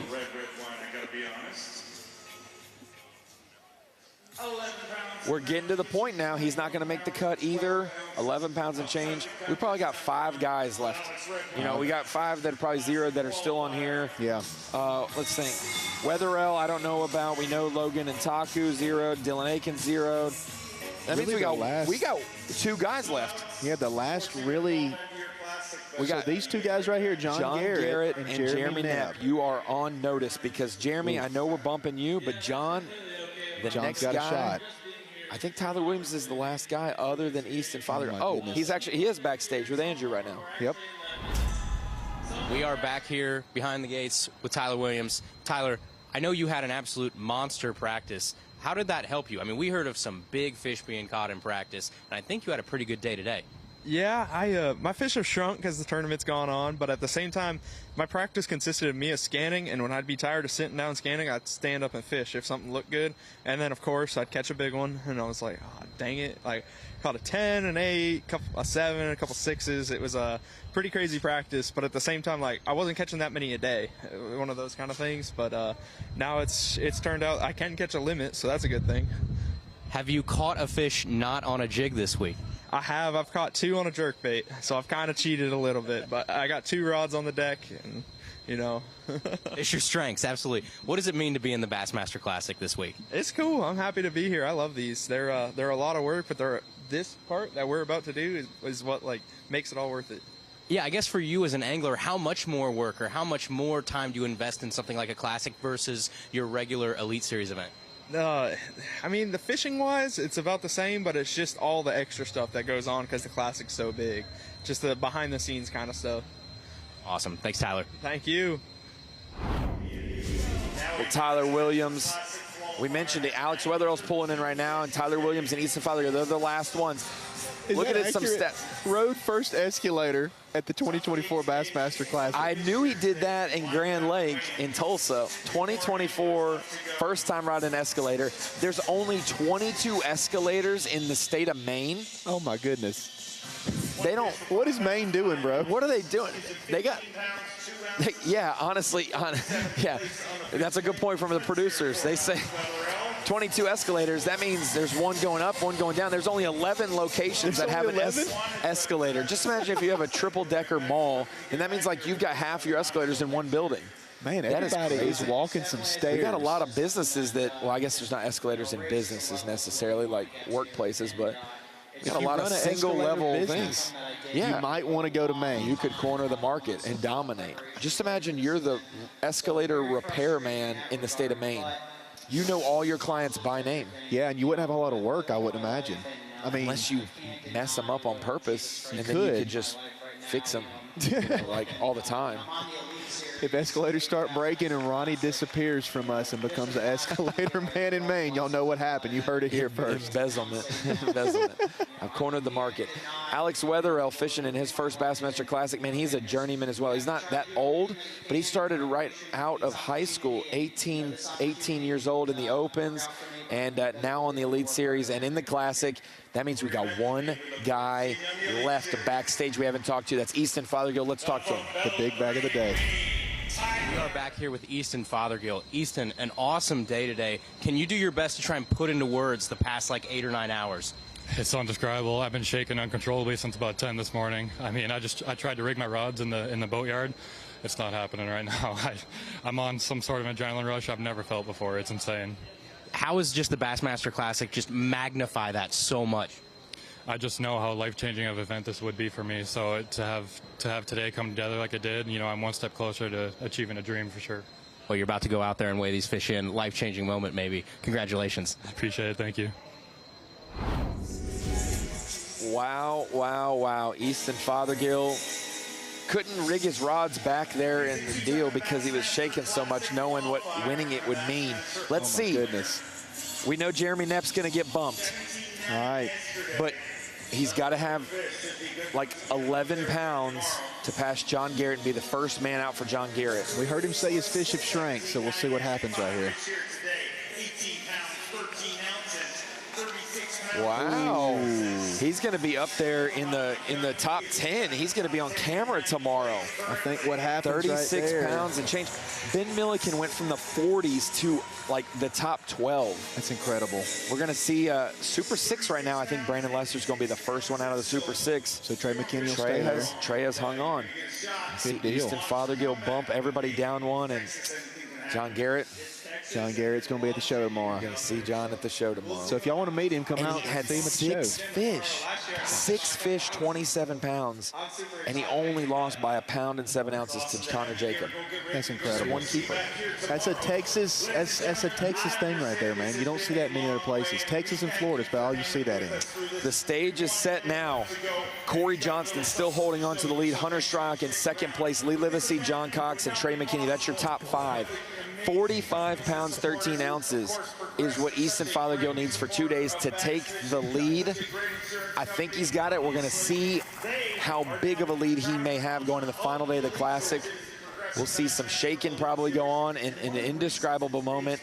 He went from 1 bass at like 9:30, 10 o'clock to 28 pounds basically by noon. I was going to say, I think we're going to see this lead get changed pretty quick. This could be the biggest bag of the tournament. We will see. The biggest bag so far is 26.9.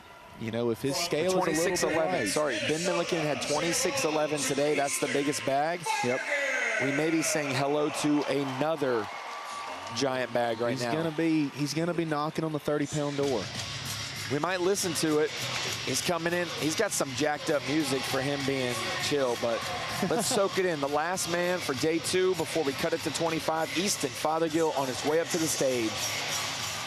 Always hold him high. His second Bassmaster Classic, hot off 2 Bassmaster Open wins. The unflappable Easton Fothergill, for the first time in his fishing career, had 2 tough events in Florida, but as someone told me at the expo, there is no way this guy has 3 tough events in a row, and he has proven that right. Oh boy, when you have trouble getting the bag out of your live well, oh boy, ladies and gentlemen.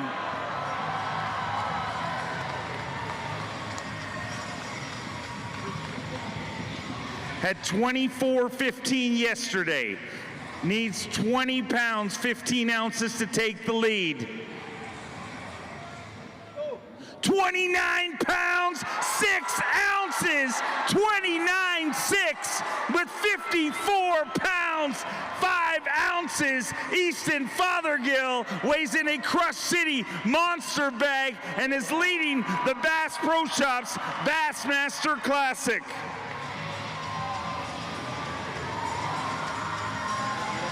Let's have a look at all 5 of these fish. What a day of fishing. 29 pounds, 6 ounces, a Crush City monster bag. The biggest limit we've seen all week long. Let me hear it for Easton Fothergill.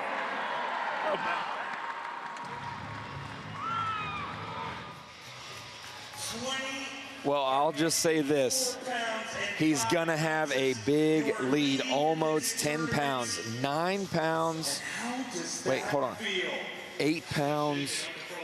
Let's see what your math is 8 like. ounces. 8 pounds, 8 ounces. Is that fisherman math or is that calculator math? No, that's actual. That's actual? legit. That's legit. If you could do pounds and ounces on a calculator, kudos. But 8 pound, 8 ounce lead for Easton Fothergill over Cory Johnston, Hunter Shryock, Livesay, John Cox, and Trey McKinney will claim the final Super 6 spot. You had to have 42 pounds plus to get the Super 6. So kudos to those 6 anglers. Real quick, though, we got some other things to cover. The possibility we still need a 32.4 bag to break the Classic limit weight record. We have an 11.10 out there swimming around waiting to be caught to break the big bass record. Those 2 are possibilities. This one, I didn't think it'd be broken this week. I thought we would have a struggle day for somebody. 69.11. That means he simply needs 15 pounds, 6 ounces tomorrow to break the all-time 5 bass limit Classic record. 15 pounds, 6 ounces will get him tied with it. 15.7 breaks the record. We're in Texas. I think they're going to do it, man. I think he's going to do it. Number 1, Easton Fothergill will be a really cool one to win. And also, being that close to the record, 15 pounds. He's had 2 hammer days back-to-back. He's going up. We could even see a 30-plus pound bag. We could see Cory do it with 24 pounds and change 24. And still lose the class. We could have multiple people break the Classic record for weight tomorrow. Welcome to Texas. It's going to be a great final day. So sorry to John Garrett, first man out. Connor Jacob, last man in. Justin Hamner survived. He gets to hand the trophy off tomorrow to a new champion. We mentioned it. Fothergill, Johnston, Shryock, Livesay, Cox, McKinney. We also got Lester, Rivette, Chris Johnston, and Tyler Williams. That's your 10 on camera tomorrow. Patrick Walters and Scott Martin, Ben Milliken, Drew Cook, Jason Garrett. Not too shabby of a 5 anglers. Drew Benton, Jordan Lee, Greg Hackney. Look at, there's no let up. No. Stetson Blaylock, Kyoya Fujita, Jeremiah Kendi from the Opens makes it. Carl Jacobson, Brian Schmidt, like we mentioned, Justin Hamner and Connor Jacob. There's your 25 fishing. Man, it's been a great day. Hope you enjoyed the weigh-in with Mercer. If you didn't watch it and you watched all access with us the whole time, I hope we gave you some insight on fishing and also these competitors. Easton Fothergill, son, you are in the driver's seat of the Bassmaster Classic. We will see who wins tomorrow. We'll see you back at Dickies Arena for the final weigh-in, Championship Sunday. Yeah. Is this moment's mine?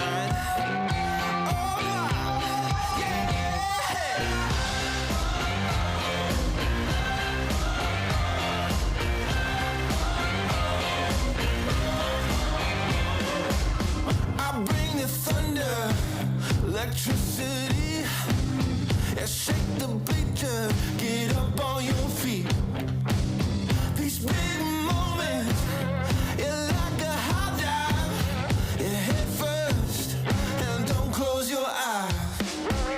It's time to own the night tonight. I want them big.